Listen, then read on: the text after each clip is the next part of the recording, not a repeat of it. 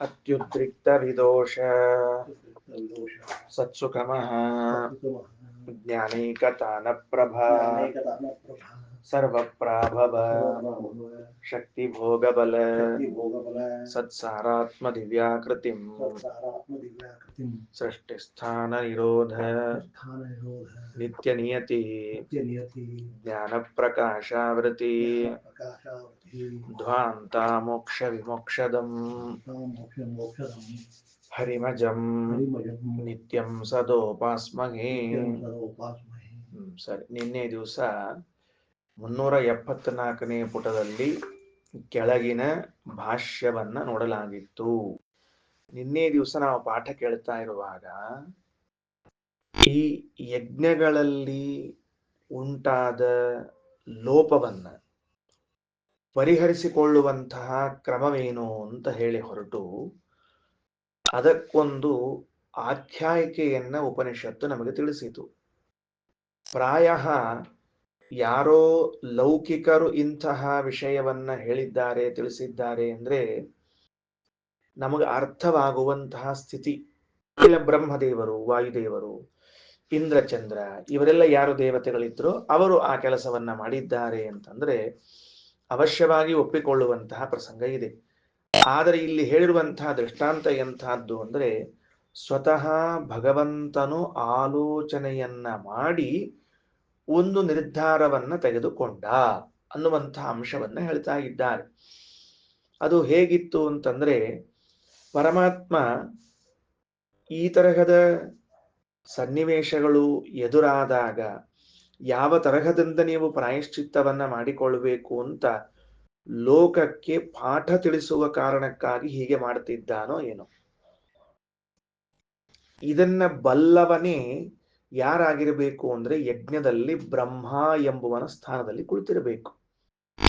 ಯಾವ ವ್ಯಕ್ತಿ ಈ ಇತಿಹಾಸವನ್ನ, ಈ ವಿಷಯವನ್ನ ತಿಳಿದಿಲ್ಲ, ಅವನು ಯಜ್ಞದಲ್ಲಿ ಬ್ರಹ್ಮನ ಸ್ಥಾನದಲ್ಲಿ ಕೂಡ್ಲಿಕ್ಕೆ ಅನರ್ಹನಾಗುತ್ತಾನೆ. ಇದು ಕೊನೆಗೆ ನಾನೇವಂ ವಿಧಂ ಬ್ರಹ್ಮಾಣಂ ಕುರ್ವೀತ ಅಂತ ಹೇಳುವಾಗ ಆ ಮಾತು ಬರ್ತದೆ.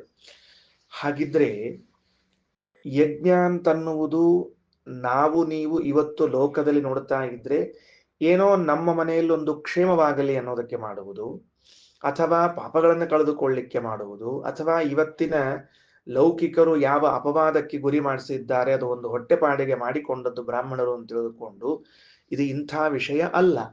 ಇದು ಸರ್ವಾತ್ಮನ ಅಲ್ಲ. ಸರ್ವ ಸಮರ್ಥನಾಗಿರುವಂತಹ ವ್ಯಕ್ತಿ ಬ್ರಹ್ಮನಾಗಿರಬೇಕು. 3 ವೇದಗಳನ್ನ ಅಧ್ಯಯನ ಮಾಡಿದವರು ಪುರೋಹಿತರಾಗಿರಬೇಕು. ಆಗ ಮಾತ್ರ ಒಂದು ಯಜ್ಞ ಸಾಂಗವಾಗಿ ನೆರವೇರುತ್ತದೆ. ಇಲ್ಲದೆ ಇದ್ರೆ ಲೋಪ ಉಂಟಾಗ್ತದೆ. ಆ ಲೋಪದಿಂದಾಗಿ ಯಜಮಾನನಿಗೆ ಅಧಃಪಾತವಾಗ್ತದೆ ಎನ್ನುವಂತಹ ಅಂಶವನ್ನು ತಿಳಿಸ್ತಾ ಇದ್ದಾರೆ. ಹಾಗಿದ್ರೆ ಇದು ಆಗಬಾರದು ಅನ್ನುವುದಕ್ಕಾಗಿ ಭಗವಂತ ಮಾಡಿದ ಉಪಾಯವೇನು? ಸ್ವತಃ ಅವನು ಎಂದೂ ಕೂಡ ದೇವರು ಅವನಿಗೆ ಆಲೋಚನೆ ಮಾಡಿ ತಿಳಿದುಕೊಳ್ಳಬೇಕಾದ ಸ್ಥಿತಿ ಇಲ್ಲ. ಆಲೋಚನೆ ಮಾಡಿಕೊಂಡು ತಿಳಿದುಕೊಳ್ಳಬೇಕಾದ ಸ್ಥಿತಿ ಇಲ್ಲ. ನಾವೆಂದಾದ್ರೂ ಹೀಗೆ ನೋಡಿದ್ದೀವ? ದೇವರು ಆಲೋಚನೆ ಮಾಡಿ ತಿಳ್ಕೊಂಡ ಅಂತನ್ನುವಂತಹ ಪ್ರಸಂಗ ಇಲ್ಲದೆ ದೇವರಿಗೆ ಆಲೋಚನೆ ಮಾಡಬೇಕಾದದ್ದು ಇಲ್ಲಲ್ಲ. ಹಾಗಾದರೆ ಅದಕ್ಕೆ ಹಿಂದೆ ಅಥರ್ವಣ ಉಪನಿಷತ್ತಿನಲ್ಲಿ ರಾಯರು ಒಂದು ಸುಂದರವಾದ ಮಾತು ಬರೀತಾರೆ. ದೇವರಿಗೆ ಆಲೋಚನೆ ಇಲ್ಲ ಅನ್ನುವುದನ್ನ ಹೆಂಗೆ ತಿಳ್ಕೊಳ್ಬೇಕು ನಾವು? ಅದನ್ನು ನಾವು ಹೆಂಗೆ ತಿಳಿಬೇಕು ಅಂದ್ರೆ 2 ಯುಕ್ತಿಗಳಿಂದ ಭಗವಂತನಿಗೆ ಆಲೋಚನೆ ಎನ್ನುವುದು ಕೂಡುವುದಿಲ್ಲ. ಅದು ಅವನ ಇಚ್ಛೆ ಅಂತ ಪ್ರಕಟವಾಗುವುದಕ್ಕೆ ಒಂದನೇದಾಗಿ ಅವನು ಸರ್ವಜ್ಞನಾಗಿದ್ದಾನೆ ಅಂತ ವೇದಗಳು ಅವನನ್ನು ಪರಿಚಯಿಸ್ತಾ ಇದೆ. ಭಗವಂತನು ಸರ್ವಜ್ಞ ಎಂದು ನಮಗೆ ವೇದ ಪರಿಚಯಿಸ್ತಾ ಇದೆ. ಹಾಗಾದ್ರೆ ಯಾವ ಅಜ್ಞಾನಿ ಇರ್ತಾನೋ ಲೋಕದಲ್ಲಿ ಅವನು ಆಲೋಚನೆ ಮಾಡುತ್ತಾನೆ. ಅಜ್ಞೋಹಿ ಆಲೋಚಯತಿ, ಅಜ್ಞನಾದವನು ಮಾತ್ರ ಆಲೋಚನೆಯನ್ನ ಮಾಡಬೇಕು. ಇನ್ನು ಅಜ್ಞನಲ್ಲ ಜ್ಞಾನಿ ಇದ್ದಾನೆ ಅಂತಾದರೂ ಕೂಡ ಆಲೋಚನೆ ಮಾಡಲಿಕ್ಕೆ ಮತ್ತೊಂದು ಕಾರಣ ಏನು ಅಂದ್ರೆ ಅಪ್ರಾಪ್ತವಾಗಿದ್ದರೆ, ಯಾವುದೇ ಒಂದು ವಸ್ತುವನ್ನು ಅವನು ಹೊಂದಿದ್ದಿಲ್ಲ ಅಂತಾದರೆ ಮಾತ್ರ ಅದನ್ನು ಹೊಂದುವುದಕ್ಕಾಗಿ ಆಲೋಚನೆಯನ್ನ ಮಾಡಬೇಕು. ಅಂತನೂ ಎಲ್ಲ ಪದಾರ್ಥಗಳನ್ನ ಈಗಾಗಲೇ ಹೊಂದಿದ್ದರಿಂದ ಹೊಂದುವುದಕ್ಕಾಗಿ ಆಲೋಚನೆ ಇಲ್ಲ. ಭಗವಂತನು ಸರ್ವಜ್ಞನಾದದ್ದರಿಂದಾಗಿ ಅದನ್ನು ತಿಳಿದುಕೊಳ್ಳಬೇಕು ಅನ್ನುವುದಕ್ಕಾಗಿ ಆಲೋಚನೆ ಇಲ್ಲ. ಹಾಗಿದ್ರೆ ಭಗವಂತನ ಆಲೋಚನಾ ಅಂದ್ರೆ ಏನು ಮತ್ತೆ ಅಂತ ಕೇಳಿದ್ರೆ, ಈ ಕಾಲದಲ್ಲಿ ಇಂತಹ ವಿಷಯವನ್ನ ನಾನು ಅಭಿವ್ಯಕ್ತ ಮಾಡುತ್ತೇನೆ ಅನ್ನುವ ಇಚ್ಛೆ. ಏನಂತ ಬರ್ಕೋಬೇಕು ನಾವು? ಭಗವಂತನ ಆಲೋಚನೆ. ಇದರ ಬಗ್ಗೆ ಒಂದು ಸಣ್ಣ ರೂಪ. ಯಾಕೆ ನೀವು ಓದಿದ್ದಿದ್ರು ಮತ್ತೆ ತಿಳಿಸ್ತಿದ್ದೀನಿ ಅಂದ್ರೆ, ಇದು ಮೇಲಿಂದ ಮೇಲೆ ಓದಬೇಕಾದ ಅಂಶ. ಭಗವಂತನ ಆಲೋಚನೆಯ ರೂಪ ಅಂತ ಬರ್ಕೊಳ್ರಿ. ಭಗವಂತನ ಆಲೋಚನೆಯ ರೂಪ ಅಂತ ಬರೆದುಕೊಳ್ಳ್ರಿ. ಬರೆದುಕೊಂಡು ಅವನು ಸರ್ವಜ್ಞನಾದದ್ದರಿಂದ ಅಜ್ಞಾನಿಯಂತೆ ಆಲೋಚಿಸಲಾರ. ಇನ್ನು ಎರಡನೆಯದ್ದು, ಅವನು ಸರ್ವಜ್ಞನಾದ್ರಿಂದ ಅಜ್ಞಾನಿಯಂತೆ ಆಲೋಚಿಸಲಾರ ಆದ ಮೇಲೆ ಎಲ್ಲವನ್ನೂ ಹೊಂದಿದವನಾದದ್ದರಿಂದ, ಎಲ್ಲ ವಸ್ತುಗಳನ್ನ ಹೊಂದಿದವನಾದದ್ದರಿಂದ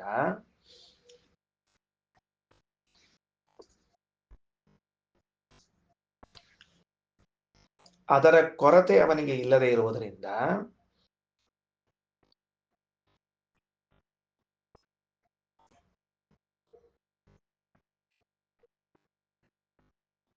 ಅದರ ಕೊರತೆ ಅವನಿಗೆ ಇಲ್ಲದೆ ಇರುವುದರಿಂದ ಕೊರತೆ ಇದ್ದವನಂತೆ ಆಲೋಚಿಸಲಾರ. ಇದೊಂದು ದೇವರ ಕ್ರಿಯೆಗಳ ಬಗ್ಗೆ ನಾವು ಸ್ಪಷ್ಟೀಕರಣ ಮಾಡಿಕೊಳ್ತಾ ಇದ್ದೇವೆ, ತಿಳಿದುಕೊಳ್ತಾ ಇದ್ದೇವೆ. ಕೊರತೆ ಇದ್ದವನು ಆಲೋಚಿಸುವಂತೆ ಆಲೋಚಿಸಲಾರ. ಉದಾಹರಣೆಗೆ ನಾನೊಂದು ಮನೆಯನ್ನ ಹೊಂದಬೇಕಾಗಿದೆ. ಬರ್ಕೋಬೇಡ್ರಿ, ಬರೆದುಕೊಳ್ಬೇಡ್ರಿ. ಉದಾಹರಣೆಗೆ ನಾನೊಂದು ಮನೆಯನ್ನ ಹೊಂದಬೇಕಾಗಿದೆ ಅಂತಂದ್ರೆ ನನಗೆ ಮನೆ ಇಲ್ಲ. ಮನೆ ಇಲ್ಲದೇ ಇದ್ದದರಿಂದಾಗಿ ಆ ಮನೆಯನ್ನ ಹೊಂದುವುದಕ್ಕೆ ನಾನಾ ತರಹದ ವಿಚಾರವನ್ನ ಮಾಡ್ತೇನೆ. ಒಂದು ಶಾಸ್ತ್ರವನ್ನ ಓದಬೇಕಾಗಿದೆ, ತರ್ಕವನ್ನೋ ವ್ಯಾಕರಣವನ್ನೋ ಗಣಿತವನ್ನೋ ವಿಜ್ಞಾನವನ್ನೋ, ಅದನ್ನು ನನಗೆ ಗೊತ್ತಿಲ್ಲ ಆದ್ದರಿಂದಾಗಿ ಅದನ್ನ ಓದ್ತೇನೆ, ಆಲೋಚನೆ ಮಾಡ್ತೇನೆ ಅದರ ಬಗ್ಗೆ. ಅಂದ್ರೆ ಒಂದು ವಸ್ತುವನ್ನ ಪಡೆಯುವುದಕ್ಕಾಗಲಿ ಒಂದು ವಿಷಯವನ್ನ ತಿಳಿದುಕೊಳ್ಳುವುದಕ್ಕಾಗಲಿ ನಮ್ಮ ಆಲೋಚನೆಗಳು ಹೊರಡುತ್ತದೆ. ಭಗವಂತನಿಗೆ ಈ ಎರಡೂ ಸಮಸ್ಯೆಗಳಿಲ್ಲದೆ ಇದ್ದದ್ದರಿಂದಾಗಿ, ಈಗ ಅವನ ಆಲೋಚನಾ ರೂಪ ಸ್ಪಷ್ಟ ಆಗ್ತಾ ಇದೆಯಾ ನಿಮಗೆ? ಆಲೋಚನಾ ರೂಪ ಸ್ಪಷ್ಟ ಆಗ್ತಾ ಇದೆಯಾ?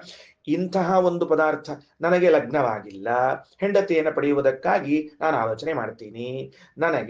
ನನಗೆ ಸುಧಾಪಾಠ ಆಗಿಲ್ಲ, ಅದು ಆಗಬೇಕು ಅನ್ನೋದಕ್ಕಾಗಿ ನಾನು ಆಲೋಚನೆ ಮಾಡ್ತೇನೆ. ಹಾಗಾದ್ರೆ ತಿಳಿದುಕೊಳ್ಳಿಕ್ಕೊಂದು ಆಲೋಚನೆ, ಪಡೆದುಕೊಳ್ಳಿಕ್ಕೊಂದು ಆಲೋಚನೆ ಉಂಟು ಲೋಕದಲ್ಲಿ. ಭಗವಂತನಿಗೆ ತಿಳಿದುಕೊಳ್ಳಿಕ್ಕೆ ಸರ್ವಜ್ಞನಾದ್ರಿಂದ ತಿಳಿದುಕೊಳ್ಳುವ ಸಮಸ್ಯೆ ಇಲ್ಲ. ಭಗವಂತ ಸರ್ವವನ್ನು ಪಡೆದದ್ದರಿಂದಾಗಿ ಅವನನ್ನು ಪಡೆದುಕೊಳ್ಳಬೇಕು ಎನ್ನುವುದಕ್ಕೆ ಆಲೋಚನೆ ಇಲ್ಲ. ಹಾಗಿದ್ದರೆ ಆಲೋಚನಾ ಅಂದ್ರೆ ಏನು? ಬರ್ಕೊಳ್ರಿ. ಹಾಗಾದರೆ ದೇವರ ಆಲೋಚನೆ ಎಂದರೆ ಹರಿಯ ಆಲೋಚನೆಯು ಎಂದರೆ ಈ ಕಾಲದಲ್ಲಿ ಈ ವಿಷಯವನ್ನು ನಾನು ಅಭಿವ್ಯಕ್ತಗೊಳಿಸುತ್ತೇನೆ. ಈ ಕಾಲದಲ್ಲಿ ಈ ವಿಷಯವನ್ನು ನಾನು ಅಭಿವ್ಯಕ್ತಗೊಳಿಸುತ್ತೇನೆ. ಇಂತಹ ರೂಪದ್ದು ಅಂತ ಹೇಳ್ತೀನಿ. ಮಂಡಂಗಾಚಾರ್ಯ ಲಘು ತಿಳಿಲಿ ಅಂತ ಒಂದು ದೃಷ್ಟಾಂತ. ಏನು? ಲೋಕದಲ್ಲಿ ಇವನಿಗೆ ಈಗ ಮದುವೆ ಮಾಡೋಣ ಅಂತಂದ್ರಂತ. ಇವಂಗ ಈಗ ಮದುವೆ ಮಾಡೋಣ ಅಂತಂದ್ ಕೂಡ್ಲೆ ಅಂದ್ರು, ಇವಂಗ ಈಗ ಯಾಕೆ ಮದುವೆ ಅಂತ ಕೇಳಿರಂತ. ಅಂದ್ರ ಇವಾಗ ಗಂಡ್ಸ ಆದದಕ್ ಮದುವೆ ಮಾಡ್ಬೇಕು ಅಂತ ಯಾರೋ ಅಂದ್ರಂತ. ಪಾಪ ಇವ ಗಂಡ್ಸೋದಕ್ ಮದುವೆ ಮಾಡ್ಬೇಕು ಅಂದ್ರಂತ. ಅಲ್ರಿ ಮತ್ ಹುಟ್ಟಿದಾಗ ಗಂಡು ಹುಡುಗ ಅಂತ ತಿಳ್ಕೊಂಡು ಸ್ವೀಟ್ ಕೊಟ್ಟು ನಾಮಕರಣ ಎಲ್ಲಾ ಮಾಡಿದ್ರಿ, ಈಗ ಅವ ಗಂಡು ಅಂತ ತಿಳ್ಕೊಂಡು ಲಗ್ನ ಮಾಡ್ಬೇಕು ಅಂತಂದ್ರ ಲಗ್ನ ಮಾಡಿಕೊಳ್ಳೋ ವಯಸ್ಸು ಬಂದದ್ದರಿಂದಾಗಿ ಲಗ್ನ ಮಾಡಬೇಕು. ಹಾಗಾದ್ರೆ ಹುಟ್ಟುವಾಗಲೇನೆ ಅವನು ಪುರುಷನೆಂಬುದಾಗಿ, ಹುಟ್ಟುವಾಗಲೇನೆ ಅವಳು ಸ್ತ್ರೀ ಎಂಬುದಾಗಿ ಹುಟ್ಟಿದ್ದರೂ ಕೂಡ ಆ ಕಾಲ ಬಂದಾಗ ಮಾತ್ರ ವಿವಾಹ ಎಂಬುದು ನೆರವೇರುವಂತೆ ಭಗವಂತನಲ್ಲಿ ಸರ್ವ ವಿಷಯಗಳು ಸದಾ ಕಾಲ ಇದ್ದರೂ ಕೂಡ ಕಾಲ ವಿಶೇಷದಲ್ಲಿ ಇದನ್ನು ಅಭಿವ್ಯಕ್ತ ಮಾಡುತ್ತೇನೆ ಎಂತಾನೆ ಹೊರತಾಗಿ ಅವನಿಗೆ ಹೊಸದಾದ ಆಲೋಚನೆ, ಹೊಸದಾದ ವಿಷಯ ಅಂತನ್ನುವುದು ಇರುವುದಿಲ್ಲ.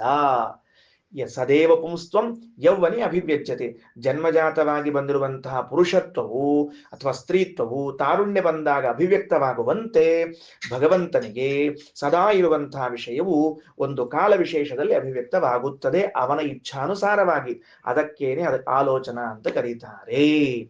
ಸರಿಯಾ? ಇದು ಭಗವಂತನ ಆಲೋಚನಾ ರೂಪ. ಸರಿ, ಮುಂದೆ ಹೋಗೋಣಂತ.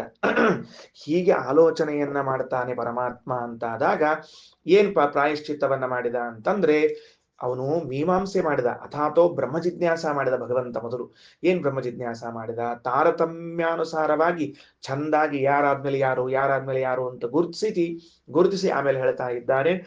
ಭೂಹು ಎಂಬ ವ್ಯಾಹೃತಿಗೆ ವರಾಹದೆ, ದೇವರು, ಭುವಃ ಎಂಬ ವ್ಯಾಹೃತಿಗೆ ನರಸಿಂಹದೇವರು, ಸ್ವಹ ಎಂಬುವಂತಹ ವ್ಯಾಹೃತಿಗೆ ಕಪಿಲನಾಮಕನಾದ ಪರಮಾತ್ಮ ಅಂತ 3 ರೂಪವನ್ನ ಹೇಳಿಕೊಟ್ಟಿದ್ದಾರೆ. ಅವರು ಹೆಂಗ ವಿಚಾರ ಮಾಡಿದ ಭಗವಂತ ಅಂದ್ರೆ ತನ್ನ ಆಲೋಚನಾ ಕ್ರಮ ಒಂದು ಸಿಕ್ಕ ಕೂಡಲೇ ಹಾಗೆ ಇದೇ ಸರ್ವಶ್ರೇಷ್ಠವಾದದ್ದು ಅಂತ ನಿಲ್ಲಲಿಲ್ಲ. ಎಲ್ರೂ ಲಕ್ಷ್ಯ ಕೊಟ್ಟಿರಿ ಅಂತ ನಾನು 2 ಸರ್ತಿ ಹೇಳಿರ್ತೀನಿ. ಒಂದು ವಸ್ತು ಕೈಗೆ ತಾಕಿದ ಕೂಡಲೇ ಇದೇ ಶ್ರೇಷ್ಠ ಅಂತ ನಿಲ್ಲಬಾರದು. ಲೌಕಿಕದ ವಿಷಯ ಬೇರೆ ಇರಲಿ, ಲೌಕಿಕದಲ್ಲಿ ಏನ್ ಮಾಡ್ಕೊಳ್ರಿ, ಲೌಕಿಕದಲ್ಲೂ ಹಂಗ ಮಾಡುವುದಿಲ್ಲ. ನಾವು 1 ಬಿಟ್ಟು 2 ನೋಡ್ತೀವಿ, 2 ಬಿಟ್ಟು 4 ನೋಡ್ತೀವಿ, ಶ್ರೇಷ್ಠವಾದ ವಸ್ತುವನ್ನ ಆರಿಸ್ಬೇಕು ಅಂತ ಹೋಗ್ತಿರ್ತೀವಿ. ಹಾಗಿದ್ರೆ ಶಾಸ್ತ್ರ ಪ್ರಪಂಚದಲ್ಲಂತರೂ ಕೂಡ ತಾಕಿದ ವಸ್ತು ಶ್ರೇಷ್ಠ ಅಂತ ಅನ್ಬೇಡ್ರಿ, ಕಂಡ ವಸ್ತು ಶ್ರೇಷ್ಠ ಅನ್ಬೇಡ್ರಿ, ಕೇಳಿದ ವಸ್ತು ಶ್ರೇಷ್ಠ ಅನ್ಬೇಡ್ರಿ, ವಿಮರ್ಶೆಗೆ ಒಳಪಡಿಸ್ರಿ. ಅವರೇನ್ ಮಾಡಿದ್ದಾನೆ, 3 ಲೋಕಗಳನ್ನ ಕಣ್ಣೆದಿನಲ್ಲಿ ತಂದುಕೊಂಡ ಪರಮಾತ್ಮ ಭೂಮಿ, ಅಂತರಿಕ್ಷ, ಸ್ವರ್ಗ ಎನ್ನುವಂತಹದ್ದು, ಈ ಲೋಕದಲ್ಲಿದ್ದ ಎಲ್ಲಾ ವಸ್ತುಗಳನ್ನ ವಿಚಾರ ಮಾಡಲಾಗಿ ಆ ಎಲ್ಲ ವಸ್ತುಗಳನ್ನು ಇಟ್ಟುಕೊಂಡಿರುವಂತಹ ಭೂಮಿ, ಅಂತರಿಕ್ಷ, ಸ್ವರ್ಗ ಎನ್ನುವಂತಹದ್ದು ಅವನ ಕಣ್ಮುಂದೆ ಬಂತು. ಭೂಮಿ ಸಕಲ ವಸ್ತುಗಳನ್ನು ಧರಿಸಿಕೊಂಡದ್ದು. ಭೂಮಿಯಲ್ಲಿದ್ದ ಒಂದೊಂದು ವಸ್ತುವನ್ನು ಹುಡುಕುವುದಲ್ಲಿ ಏನು ಅರ್ಥ ಇದೆ? ಯಾಕಂದ್ರೆ ಇಷ್ಟೆಲ್ಲಾ ವಸ್ತುವನ್ನ ಧರಿಸಿಕೊಂಡದ್ದು ಭೂಮಿ ಎಂದ ಮೇಲೆ ಭೂಮಿ ಶ್ರೇಷ್ಠ ಅಲ್ವೇನು? ಮತ್ತೆ ಸಹಜವಾಯಿತು. ಅಂತರಿಕ್ಷದಲ್ಲಿರುವಂತಹ ಸೂರ್ಯ, ಚಂದ್ರ, ನಕ್ಷತ್ರ, ಗ್ರಹಗಳು ಇವು ಶ್ರೇಷ್ಠವಾ ಅಂತ ಕೇಳೋದೇನಿದೆ? ಇವನ್ನೆಲ್ಲವನ್ನ ತಂದಲ್ಲಿ ಇಟ್ಟುಕೊಂಡಿರುವಂತಹ ಅಂತರಿಕ್ಷ ಶ್ರೇಷ್ಠ ಅಲ್ವೇನು? ಎಲ್ಲಾ ದೇವತೆಗಳಿಗೂ ಮನೆಯಾಗಿ ಕೂಡಿರುವಂತಹ ಸ್ವರ್ಗ ಶ್ರೇಷ್ಠ ಅಲ್ವೇನು ಅಂತ ಹೀಗೆ ಭಗವಂತ ನಿರ್ಧರಿಸಿಕೊಂಡು ಭೂಮಿ, ಅಂತರಿಕ್ಷ, ಸ್ವರ್ಗಗಳನ್ನು ಶ್ರೇಷ್ಠ ಅಂತ ನಿರ್ಧಾರ ಮಾಡಿದ. ಆ ಭೂಮಿಯನ್ನು ಮತ್ತೆ ವಿಚಾರ ಮಾಡ್ತಾ ಹೊರಟ. ಗೊತ್ತಾಯ್ತಲ್ಲ? ಭೂಮಿಗಿಂತ ಶ್ರೇಷ್ಠವಾದದ್ದು ಯಾವುದು ಅಂತ ವಿಚಾರ ಮಾಡಿದಾಗ ಅಗ್ನಿ, ಅಂತರಿಕ್ಷಕ್ಕಿಂತ ಶ್ರೇಷ್ಠವಾದದ್ದು ಯಾವುದು ಅಂದಾಗ ವಾಯು, ಆಮೇಲೆ ಸ್ವರ್ಗಕ್ಕಿಂತ ಶ್ರೇಷ್ಠವಾದದ್ದು ಯಾವುದು ಅಂತ ಕೇಳಿದಾಗ ಆದಿತ್ಯ. ಹೀಗೆ ಆಯಾ ವಸ್ತುಗಳ ಶ್ರೇಷ್ಠತೆಯನ್ನ ಏನು ಮಾಡಿದ ಪರಮಾತ್ಮ? ನಿರ್ಧಾರ ಮಾಡಿಕೊಂಡ. ಅದಕ್ಕೆ ಆದ ಒಂದು ಮಾನದಂಡ ಉಂಟು. ಆ ಮಾನದಂಡವನ್ನ ಉಪನಿಷತ್ತು ಸೈಲೆಂಟ್ ಮಾಡ್ಯದ. ಸ್ಪೆಲ್ಲಿಂಗ್ ಒಳಗೆ ಮೊದಲೇ ಅಕ್ಷರ ಕೊನೆಯ ಅಕ್ಷರಗಳನ್ನು ಸೈಲೆಂಟ್ ಮಾಡುವಂತೆ ಸೈಲೆಂಟ್ ಮಾಡಿ ಹೊರಟದ. ಮುಂದೇನಾಯಿತು ಅಂದ್ರೆ ಅಲ್ಲಿಗೆ ನಿಲ್ಲಿಲ್ಲ ಪರಮಾತ್ಮ. ಆ ಅಗ್ನಿಗಿಂತಲೂ ಶ್ರೇಷ್ಠವಾದದ್ದು ಯಾವುದು ಅಂತ ಕೇಳಿದ್ರೆ ಋಗ್ವೇದ. ಮತ್ತೆ ವಾಯುಗಿಂತ, ನಾಸಿಕ್ಯ ವಾಯುಗಿಂತ ಶ್ರೇಷ್ಠವಾದದ್ದು ಯಜುರ್ವೇದ. ಸಾಮವೇದಕ್ಕಿಂತ ಶ್ರೇಷ್ಠವಾದದ್ದು ವಾಯುದೇವರು. ಅದಕ್ಕಿಂತಲೂ ಇದು ಯಾರು? ಆದಿತ್ಯ. ಅಲ್ಲಿ ಮುಂದೆ ಹೋಗ್ತಾ ಇದ್ದಾರೆ. ಅದರ ಮೇಲೆ ಮುಂದೆ ಹೋದಾಗ ಆ ಅಗ್ನಿಗಿಂತಲೂ ಶ್ರೇಷ್ಠವಾದದ್ದು ಋಗ್ವೇದ, ನಾಸಿಕ್ಯ ವಾಯುಗಿಂತಲೂ ಶ್ರೇಷ್ಠವಾದದ್ದು ಯಜುರ್ವೇದ, ಮತ್ತೆ ಆದಿತ್ಯನಿಗಿಂತಲೂ ಶ್ರೇಷ್ಠವಾದ ಸಾಮವೇದ ಅಂತಾದ್ರೆ ಅದರ ಮುಂದೆ ಆ ವ್ಯಕ್ತಿಗಿಂತಲೂ ಶ್ರೇಷ್ಠವಾದದ್ದು ಯಾವುದು ಅಂತ ಕೇಳಿದಾಗ ಋಗ್ವೇದ, ಯಜುರ್ವೇದ, ಸಾಮವೇದಗಳ ಅಭಿಮಾನಿಗಳು. ಆ ಅಭಿಮಾನಿಗಳಿಗಿಂತಲೂ ಶ್ರೇಷ್ಠರಾದವರು ಯಾರು? ವರಾಹ, ನರಸಿಂಹ, ಕಪಿಲ. ಭೂಹು ಭುವಃ ಸ್ವಹ ಎಂಬುವಂತಹ ವ್ಯಾಹೃತಿ ಉಳ್ಳವರು. ಸರಿ ಹೋಯ್ತಾ? ಇದನ್ನ ನಿನ್ನೆ ಓದಿದ್ರಿ ಅಲ್ರಿ ಆಚಾರ್ಯ? ಇದನ್ನ ನಿನ್ನೆ ಓದಿದ್ ಮತ್ತೆ ಯಾಕೆ ಹೇಳಿದ್ರಿ ಅಂದ್ರೆ, ಯಾಕ ಆನಂದ್ ಅವ್ರ ಏನಾಯ್ತು? ಪ್ರಶ್ನೆ ಏನ್ ಬಂತು? ಇಲ್ಲ ಆಚಾರ್ಯ, ಎಷ್ಟೊಂದೆಲ್ಲ ಪರಮಾತ್ಮ ಇದನ್ನೆಲ್ಲ ಮಾಡಿದ್ರಿಂದ ಅವ್ರಿಗೇನು ಪ್ರಯೋಜನ ಇದು? ಹೇಳ್ತೀನಿ ಅವ್ರಿಗೇನ್ ಪ್ರಯೋಜನ ಎಂಬುದನ್ನ ಹೇಳ್ತೀನಿ. ಈ ಕೊನೆಗೆ ಹೇಳ್ತೀನಿ. ಬಂತು ನೋಡ್ರಿ, ಇದೇನಾಗಿದೆ ಅಲ್ಲ, ಈಗ ನಾವು ನಿನ್ನೆ ಕೇಳಿದ ವಿಷಯವನ್ನೇ ಮತ್ತೇನ್ ಕೇಳ್ತಿದ್ದೀವಿ ಅಂದ್ರೆ, ಮತ್ತೆ ಕೇಳ್ತಿಲ್ರಿ ಇದನ್ನ ಬೇರೆ ಮುಖದಲ್ಲಿ ಅರ್ಥ ಮಾಡ್ಕೊಳ್ತಾ ಇದ್ದೀವಿ. ಹೆಂಗ ಅಂತ ಕೇಳ್ತೀವಿ ನೋಡ್ರಿ. ಭೂಹು ಭುವಃ ಸ್ವಹ. ಇದು ಭೂಹು ಭುವಃ ಸ್ವಹ ಅದ ನೋಡ್ರಿ. ಈ ಭೂಹು ಭುವಃ ಸ್ವಹ ಎನ್ನುವಂತಹದ್ದೇ ವ್ಯಾಹೃತಿಯನ್ನೇ ಇನ್ನೊಂದು ಮುಖದಲ್ಲಿ ತೆಗೆದಾಗ ಭೂಹು ಅನ್ನುವಂತಹ ವ್ಯಾಹೃತಿ ಭೂಮಿ ಎಂಬ ಲೋಕವನ್ನ ಹೇಳ್ತದೆ. ಸ್ವಹ ಎಂಬ ವ್ಯಾಹೃತಿ ಸ್ವರ್ಗ ಎಂಬುವಂತಹ ಲೋಕವನ್ನು ಹೇಳ್ತದೆ. ಭುವಃ ಎಂಬ ವ್ಯಾಹೃತಿ ಅಂತರಿಕ್ಷವೆಂಬುವಂತಹ ಲೋಕವನ್ನು ಹೇಳ್ತದೆ. ನೀವ್ ಹೇಳ್ಕೋತ ಹೋಗ್ರಿ, ಭೂರ್ಲೋಕ, ಭುವೋರ್ಲೋಕ, ಸ್ವರ್ಲೋಕ, ಮಾರ್ಲೋಕ, ಜನೋಲೋಕ, ತಪೋಲೋಕ, ಸತ್ಯಲೋಕ. ಹಾಗಾದರೆ ವ್ಯಾಹೃತಿಗಳ ಹೆಸರೇ ಲೋಕಕ್ಕುಂಟು, ಲೋಕದ ಹೆಸರೇ ವ್ಯಾಹೃತಿಗಳಿಗುಂಟು. ಬೇರೆ ಬೇರೆ ಇಲ್ಲ, ಅಲ್ಲಿ ಎರಡಿರೋದು. ಭಗವಂತ ಹೆಂಗ್ ಮಾಡಿದ್ದಾನೆ ಅಂತ ಕೇಳಿದ್ರೆ ಭೂಹು ಭುವಃ ಸ್ವಹ, ಈ 3 ವ್ಯಾಹೃತಿಗಳು, ಈ 3 ಲೋಕಗಳು. ಆ ಲೋಕಗಳು ವ್ಯಾಹೃತಿಗಳ ಮಧ್ಯದಲ್ಲಿ ಅವನು ಮಥನವನ್ನ ಮಾಡಿದಾಗ ಲೋಕಗಳಿಗಿಂತ ವ್ಯಾಹೃತಿ ಶ್ರೇಷ್ಠ ಆಗ್ತಾ ಇದೆ. ಹಿಂಗ್ ತೆಕ್ಕೋದ್ ಬರ್ಲಿಕ್ಕೆ ತನ ಅದರೊಳಗಿಂತ. ಅಂದ್ರೆ ಭೂಹು ಅನ್ನೋದು 2ಕ್ಕದ, ಒಂದು ಲೋಕಕ್ಕ ಒಂದು ವ್ಯಾಹೃತಿಗದ. ಭುವಃ ಎಂಬುದು ಒಂದು ಲೋಕಕ್ಕ ಒಂದು ವ್ಯಾಹೃತಿಗದ. ಸ್ವಹ ಎಂಬುದು ಒಂದು ಲೋಕಕ್ಕ ವ್ಯಾಹೃತಿಗದ. ಸ್ವಹ ಅಂದ್ರೆ ಸ್ವರ್ಗವೂ ಹೌದು, ಸ್ವಹ ಎಂಬ ವ್ಯಾಹೃತಿ ಹೌದು. ಅವೆರಡರಲ್ಲಿ ಮಥನ ಮಾಡಿ ತೆಗಿತಾ ಅದನ್ನ ಹೊರಗೆ ತೆಗಿತಾ ಇದ್ದಾನೀಗ. ನೋಡ್ರಿ, ಬೆಣ್ಣೆ ಮೊಸರು ಬಿಟ್ಟು ಬೇರೆ ಇದೆ ಏನ್ ಹೇಳಿ ನೋಡಂತ? ಆಲೂರಾಚಾರ್ಯ, ಬೆಣ್ಣೆ ಮೊಸರು ಬೇರೆ ಇದೆಯಾ? ಹೇಳಿ ನೋಡಂತ. ಆದರೆ ಮಥಿಸಿದಾಗ ತೆಗೆದಾಗ ಏನಾಯ್ತು ಅಂತ ಕೇಳಿದ್ರೆ ಒಂದು ಮೊಸರಾಯಿತು, ಒಂದು ಬೆಣ್ಣೆ ಆಯಿತು. ಮೊಸರು ಅಂದ್ರೆ ಒಂದು ಮಜ್ಜಿಗೆ ಆಯಿತು, ಒಂದು ಬೆಣ್ಣೆ ಆಯಿತು. ಸಾರಭೂತವಾದದ್ದು ಒಳಗಿದ್ದದನ್ನ ತೆಗೆದು ತೋರಿಸ್ತಾ ಇದ್ದಾನೆ ಪರಮಾತ್ಮ. ಹೀಗಾಯಿತು. ಇದು ಮುಗಿದ ಮೇಲೆ 3 ವ್ಯಾಹೃತಿಗಳು ಬಂದು, ವ್ಯಾಹೃತಿಗೆ ಭಗವದ್ ರೂಪಗಳಾಯಿತು. ಕೊನೆಗೆ ಏನಾಯಿತು? ಹೌದು, 3 ವ್ಯಾಹೃತಿಗಳು 3 ಭಗವದ್ ರೂಪಗಳನ್ನು ಹೇಳಿದ ಮೇಲೆ ಏನ್ರಿ ಈಗ ಏನ್ ಸಮಸ್ಯೆ ಬಂತು ಪಂಡಂಗಾಚಾರ? ಹಂಗಾದ್ರೆ ಯಾವ ಆಹುತಿಯನ್ನ ಯಾವಾಗ ಹಾಕ್ಬೇಕು, ಯಾರು ಹಾಕ್ಬೇಕು, ಎಲ್ಲಿ ಹಾಕ್ಬೇಕು ಅಂತ ಕೇಳಿದಾಗ ಬ್ರಹ್ಮ ಹೇಳ್ತಾ ಅಂತ, ತದ್ಯದ್ ಋಕ್ತಃ ರಿಷ್ಯೇತ. ಒಂದು ವೇಳೆ ಅದ್ ಹೆಂಗ್ ಬಿಡಿಸ್ಬೇಕು ನೋಡ್ಕೊಳ್ರಿ. ತದ್ಯದ್ ಋಕ್ತೋ ಅಂತದ ಪದ, ಅದನ್ನ ಬಿಡಿಸ್ಕೊಳ್ರಿ. ತತ್ ಯತ್ ರುಕ್ತಃ ಅಂತ 3 ಪದ ಬರ್ಕೋಬೇಕು ಉಪನಿಷತ್ತು. ರುಕ್ತಃ ರಿಷ್ಯೇತ, ಇಲ್ಲ ಋಗ್ವೇದದ ಮಂತ್ರಗಳನ್ನ ಹೇಳುವಾಗ ಉಂಟಾದ ಲೋಪ, ಆ ಲೋಪವನ್ನ ಪರಿಹಾರ ಮಾಡಲಿಕ್ಕೆ ಭೂ ಸ್ವಾಹ ಎನ್ನುವಂತಹ ಮಂತ್ರದಿಂದ ಗಾರ್ಹಪತ್ಯೆ ಜುಹುಯಾತ್, ಗಾರ್ಹಪತ್ಯಾಗ್ನಿಯಲ್ಲಿ ಹೋಮಿಸಬೇಕು. ರುಚಾಮೇವ ತದ್ರಸೇನ. ಹೌದ್ರಿ, ಆ ಭೂಹು ಅಂತ ಹೇಳಿದ ಮಾತ್ರಕ್ಕೆ ಏನಾಗ್ತದ? ರುಚಾಮೇವ ಋಗ್ವೇದದ ಏನು ತದ್ರಸೇನ, ಆ ಋಗ್ವೇದದಲ್ಲಿ ಮಥನ ಮಾಡಿದಾಗ ಹೊರಟ ರಸಭೂತವಾದ ಭೂಹು ಎಂಬ ವ್ಯಾಹೃತಿ ಇದೆಯಲ್ಲ, ರುಚಾಂ ವೀರ್ಯೇಣ, ಆ ವ್ಯಾಹೃತಿ ಪ್ರತಿಪಾದ್ಯನಾದ ವರಾಹ ದೇವರಿಂದ ರುಚಾಂ ಯಜ್ಞಸ್ಯ ವಿರಿಷ್ಟಿಂ ಸಂದದಾತಿ, ಆ ಯಜ್ಞದಿಂದ ಋಗ್ವೇದದ ನಿಮಿತ್ತದಿಂದಾಗಿ ಯಜ್ಞದಲ್ಲೇನು ಲೋಪವಾಗಿತ್ತೋ ಅದನ್ನು ಪರಿಹಾರ ಮಾಡ್ತಾರೆ. ಸರಿ, ಏನು ಇಷ್ಟು ತಿಳ್ಕೊಳ್ರಿ. ಋಗ್ವೇದ, ಈ ವೇದ ಯಾಕೆ ಬಂತು? ಸುಳ್ಳು ಋಗ್ವೇದ ಯಾಕೆ ಬಂತು ಅಂತಂದ್ರೆ, ಬ್ರಹ್ಮನು ಗಮನಿಸ್ತಾ ಇದ್ದಾನೆ ಮೌನದಿಂದ ಕೂತಿರುವಾಗ ಒಬ್ಬ ಋಗ್ವೇದವನ್ನು ಹೇಳುವಾಗ ತಪ್ಪು ಹೇಳಿದ. ಆಗ ಬ್ರಹ್ಮ ಮಾತನಾಡಿದ, ಏನಂತ? ಏಯ್, ಮಂತ್ರ ತಪ್ಪು ಹೇಳಿದ ನೀನು ಅಂತ ಹೇಳಿದ. ಆಗ ಅವನು ಮಂತ್ರವನ್ನ ಪುನಃ ಹೇಳಬೇಕಾಯಿತು. ಯಜ್ಞ ಮುಗೀತು. ಮುಗಿದಾಗ ಇವನು ಮಾತಾಡಿದ್ದಕ್ಕೂ ಅವನು ತಪ್ಪು ಮಾಡಿದ್ದಕ್ಕೆ ವ್ಯವಸ್ಥೆ ಏನು ಮತ್ತೆ ಅಂತ ಕೇಳಿದ್ರೆ, ಓಂ ಭೂ ಸ್ವಾಹ ಅಂತ ಮಂತ್ರವನ್ನ ಹೇಳಿ ಋಗ್ವೇದದ ದೋಷಗಳನ್ನು ಪರಿಹಾರ ಮಾಡ್ತಾರೆ ವರಾಹದಿಂದ. ಇನ್ನು ಇದೇ ರೀತಿಯಾಗಿ ಯಜುರ್ವೇದದ್ದು ಸಾಮವೇದದ್ದು ನಿಮಗೆ ಕಲ್ಪನೆ ಬರ್ತಾ ಇದೆ. ಸರಿ ಆಯ್ತಾ? ಹಾಗಿದ್ದರೆ ಬ್ರಹ್ಮ ಎನ್ನುವಂತಹ ಋತ್ವಿಜನು ತಾನು ಎಲ್ಲ ಯಜ್ಞವನ್ನ ಗಮನಿಸ್ತಾ ಕೂತಿರುವಂತಹ ಸಂದರ್ಭದಲ್ಲಿ ಋಗ್ವೇದದ ಪುರೋಹಿತನು ಮಂತ್ರ ಹೇಳುವಾಗ ತಪ್ಪು ಹೇಳಿದರೆ ಅದನ್ನ ಆ ಕ್ಷಣದಲ್ಲಿ ಅವನು ತಿದ್ದುತ್ತಾನೆ. ಮಾತಾಡಬಾರ್ದಾಗಿತ್ತು, ಇವನು ತಪ್ಪು ಹೇಳಿದ, ಅವನು ಮಾತನಾಡಿದ. ಇದಕ್ಕೆ ಪ್ರಾಯಶ್ಚಿತ್ತವೇನು ಅಂತ ಕೇಳಿದರೆ ಆಗ ಹೇಳ್ತಾರೆ ಭೂ ಸ್ವಾಹ ಅಂತ ತಿಳಿದುಕೊಂಡು ವರಾಹ ದೇವರ ಚಿಂತನೆಯನ್ನು ಮಾಡ್ತಾ ಅಗ್ನಿಯಲ್ಲಿ ಆಹುತಿ ಹಾಕಿದಾಗ ಋಗ್ವೇದದಿಂದ ಉಂಟಾದ ದೋಷ ಅದರ ಪರಿಹಾರ ಆಗ್ತದ. ಅಂದ್ರೆ ಆ ವೇದವನ್ನ ಹೇಳುವಾಗ ಬಂದ ದೋಷ ಪರಿಹಾರ ಆಗ್ತದ.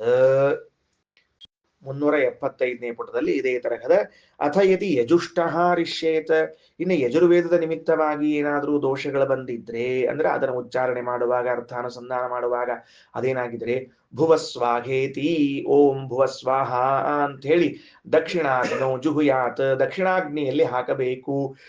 ಯಜುಷಾಮೇವ ತದ್ರಸೇನ ಯಜುಷಾಮೇರ್ಣ ಯಜುಷಾವ್ಯಜ್ಞಸ್ಯ ವಿರಿಷ್ಟಿಂ ಸಂದದಾತಿ, ಆ ಯಜುರ್ವೇದಕ್ಕೆ ಅಭಿಮಾನಿಗಳಾದ ರುದ್ರದೇವರಿಗೆ ಸ್ವಾಮಿಯಾಗಿರುವಂತಹ ಲಕ್ಷ್ಮೀ ನರಸಿಂಹ ಆ ಯಜುರ್ವೇದದಿಂದ ಮೌನ ಮುರಿದದ್ದರಿಂದ ಉಂಟಾದ ಎಲ್ಲ ಲೋಪಗಳನ್ನು ಪರಿಹಾರ ಮಾಡ್ತಾನೆ.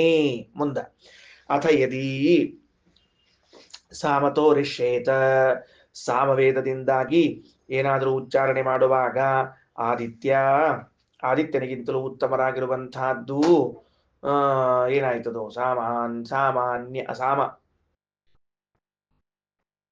ಸಾಮಾನ್ಯ ಆದಿತ್ಯಾತ್, ಆ ಸಾಮವೇದಕ್ಕೆ ವಾಯುದೇವರಿಗೆ ನಿಯಾಮಕನಾಗಿ ಕಪಿಲನಾಮಕ ಪರಮಾತ್ಮ. ಏನೊಂದು ವಿಚಿತ್ರದಲ್ಲ ಇದು. ಏನ್ ಹೇಳಿರೋಣಂತ ಪ್ರಾಯ ಹಿಂಗೊಂದು ಇರಬೇಕು ಅಂತ ನನ್ನ ಊಹೆ. ಏನು ಊಹಾ? ನೋಡ್ರಿ, ಸಾಮಾನ್ಯವಾಗಿ ರಾಮನಿಗೂ ಹನುಮಂತನಿಗೂ, ವ್ಯಾಸರಿಗೂ ಮಧ್ವರಿಗೂ, ಕೃಷ್ಣನಿಗೂ ಭೀಮನಿಗೂ ಒಂದೊಂದು ಸಂಬಂಧಗಳನ್ನು ಹೇಳಿದ್ದು ಕಂಡದ ಲೋಕದಲ್ಲಿ. ಕಪಿಲನಿಗೂ ವಾಯುದೇವರಿಗೂ ಸಂಬಂಧ ಹೇಳಿದು ಕಂಡಿಲ್ಲ. ಕಪಿಲ ಎಲ್ಲಾ ರೂಪಗಳಿಗೂ ಸಹಜವಾಗಿದ್ದೇ ಇದೆ, ಅದಕ್ಕೆ ಪ್ರಶ್ನೆ ಇಲ್ಲ. ನಮಗಿರೋದು ಪರ್ಟಿಕ್ಯುಲರ್ ಆಗಿ ವಿಶೇಷವಾಗಿ ಕಪಿಲ ರೂಪಕ್ಕೂ ಮತ್ತೆ ವಾಯುದೇವರಿಗೆ ಏನ್ ಸಂಬಂಧ ಇದೆ ಅಂತ ಪ್ರಶ್ನೆ ಬರ್ತದೆ. ಅದಕ್ಕೆ ನನಗೆ ಹಿಂಗ ಅನಿಸ್ತದೆ, ಅಂದ್ರೆ ಶ್ರೀಮದಾಚಾರ್ಯರ ಸರ್ವಜ್ಞತ್ವ ಎಷ್ಟು ಅದ್ಭುತ ಇದೆ ಅಂತ ಕೇಳಿದ್ರೆ, 9ನೇ ಅಧ್ಯಾಯ ಮಹಾಭಾರತ ತಾತ್ಪರ್ಯದಲ್ಲಿ ಸರಾಫ್ ಅವರ 9ನೇ ಅಧ್ಯಾಯದ ತಾತ್ಪರ್ಯ ನಿರ್ಣಯದಲ್ಲಿ ಒಂದು ಮಾತು ಬರ್ತದೆ. ಏನು ಅಂದ್ರೆ, ಬಲಿಚಕ್ರವರ್ತಿಯ ಮನೆ ಬಾಗಿಲನ್ನ ಕಾಯ್ದಿರುವಂತಹ ಒಂದು ರೂಪ ಇದೆ. ವಾಮನ ಅಲ್ಲ, ಅದು ಕಪಿಲ ರೂಪ. ಅದು ನಾವು ವಾಮನ ರೂಪ ಅಂತ ತಿಳ್ಕೊಂಡಿರ್ತೇವೆ. ತಾತ್ಪರ್ಯದಲ್ಲಿ ಆಚಾರ ಮಾತು ಬರೀತಾರೆ, ಪಾತಾಳದಲ್ಲಿ ಆ ಲೋಕವನ್ನ ಕಾಯ್ತಾ ಬಲಿಚಕ್ರವರ್ತಿಯನ್ನ ಕಾಯ್ತಾ ಇರುವಂತಹ ರೂಪ ಕಪಿಲ ರೂಪ ಅಂತ. ಸಾಮಾನ್ಯವಾಗಿ ಭಗವಂತ ಹೇಳ್ಯಾನ ಅಂತ ನಾವು ಹಂಗ ಅನ್ಕೊಂಡಿರ್ತೀವಿ.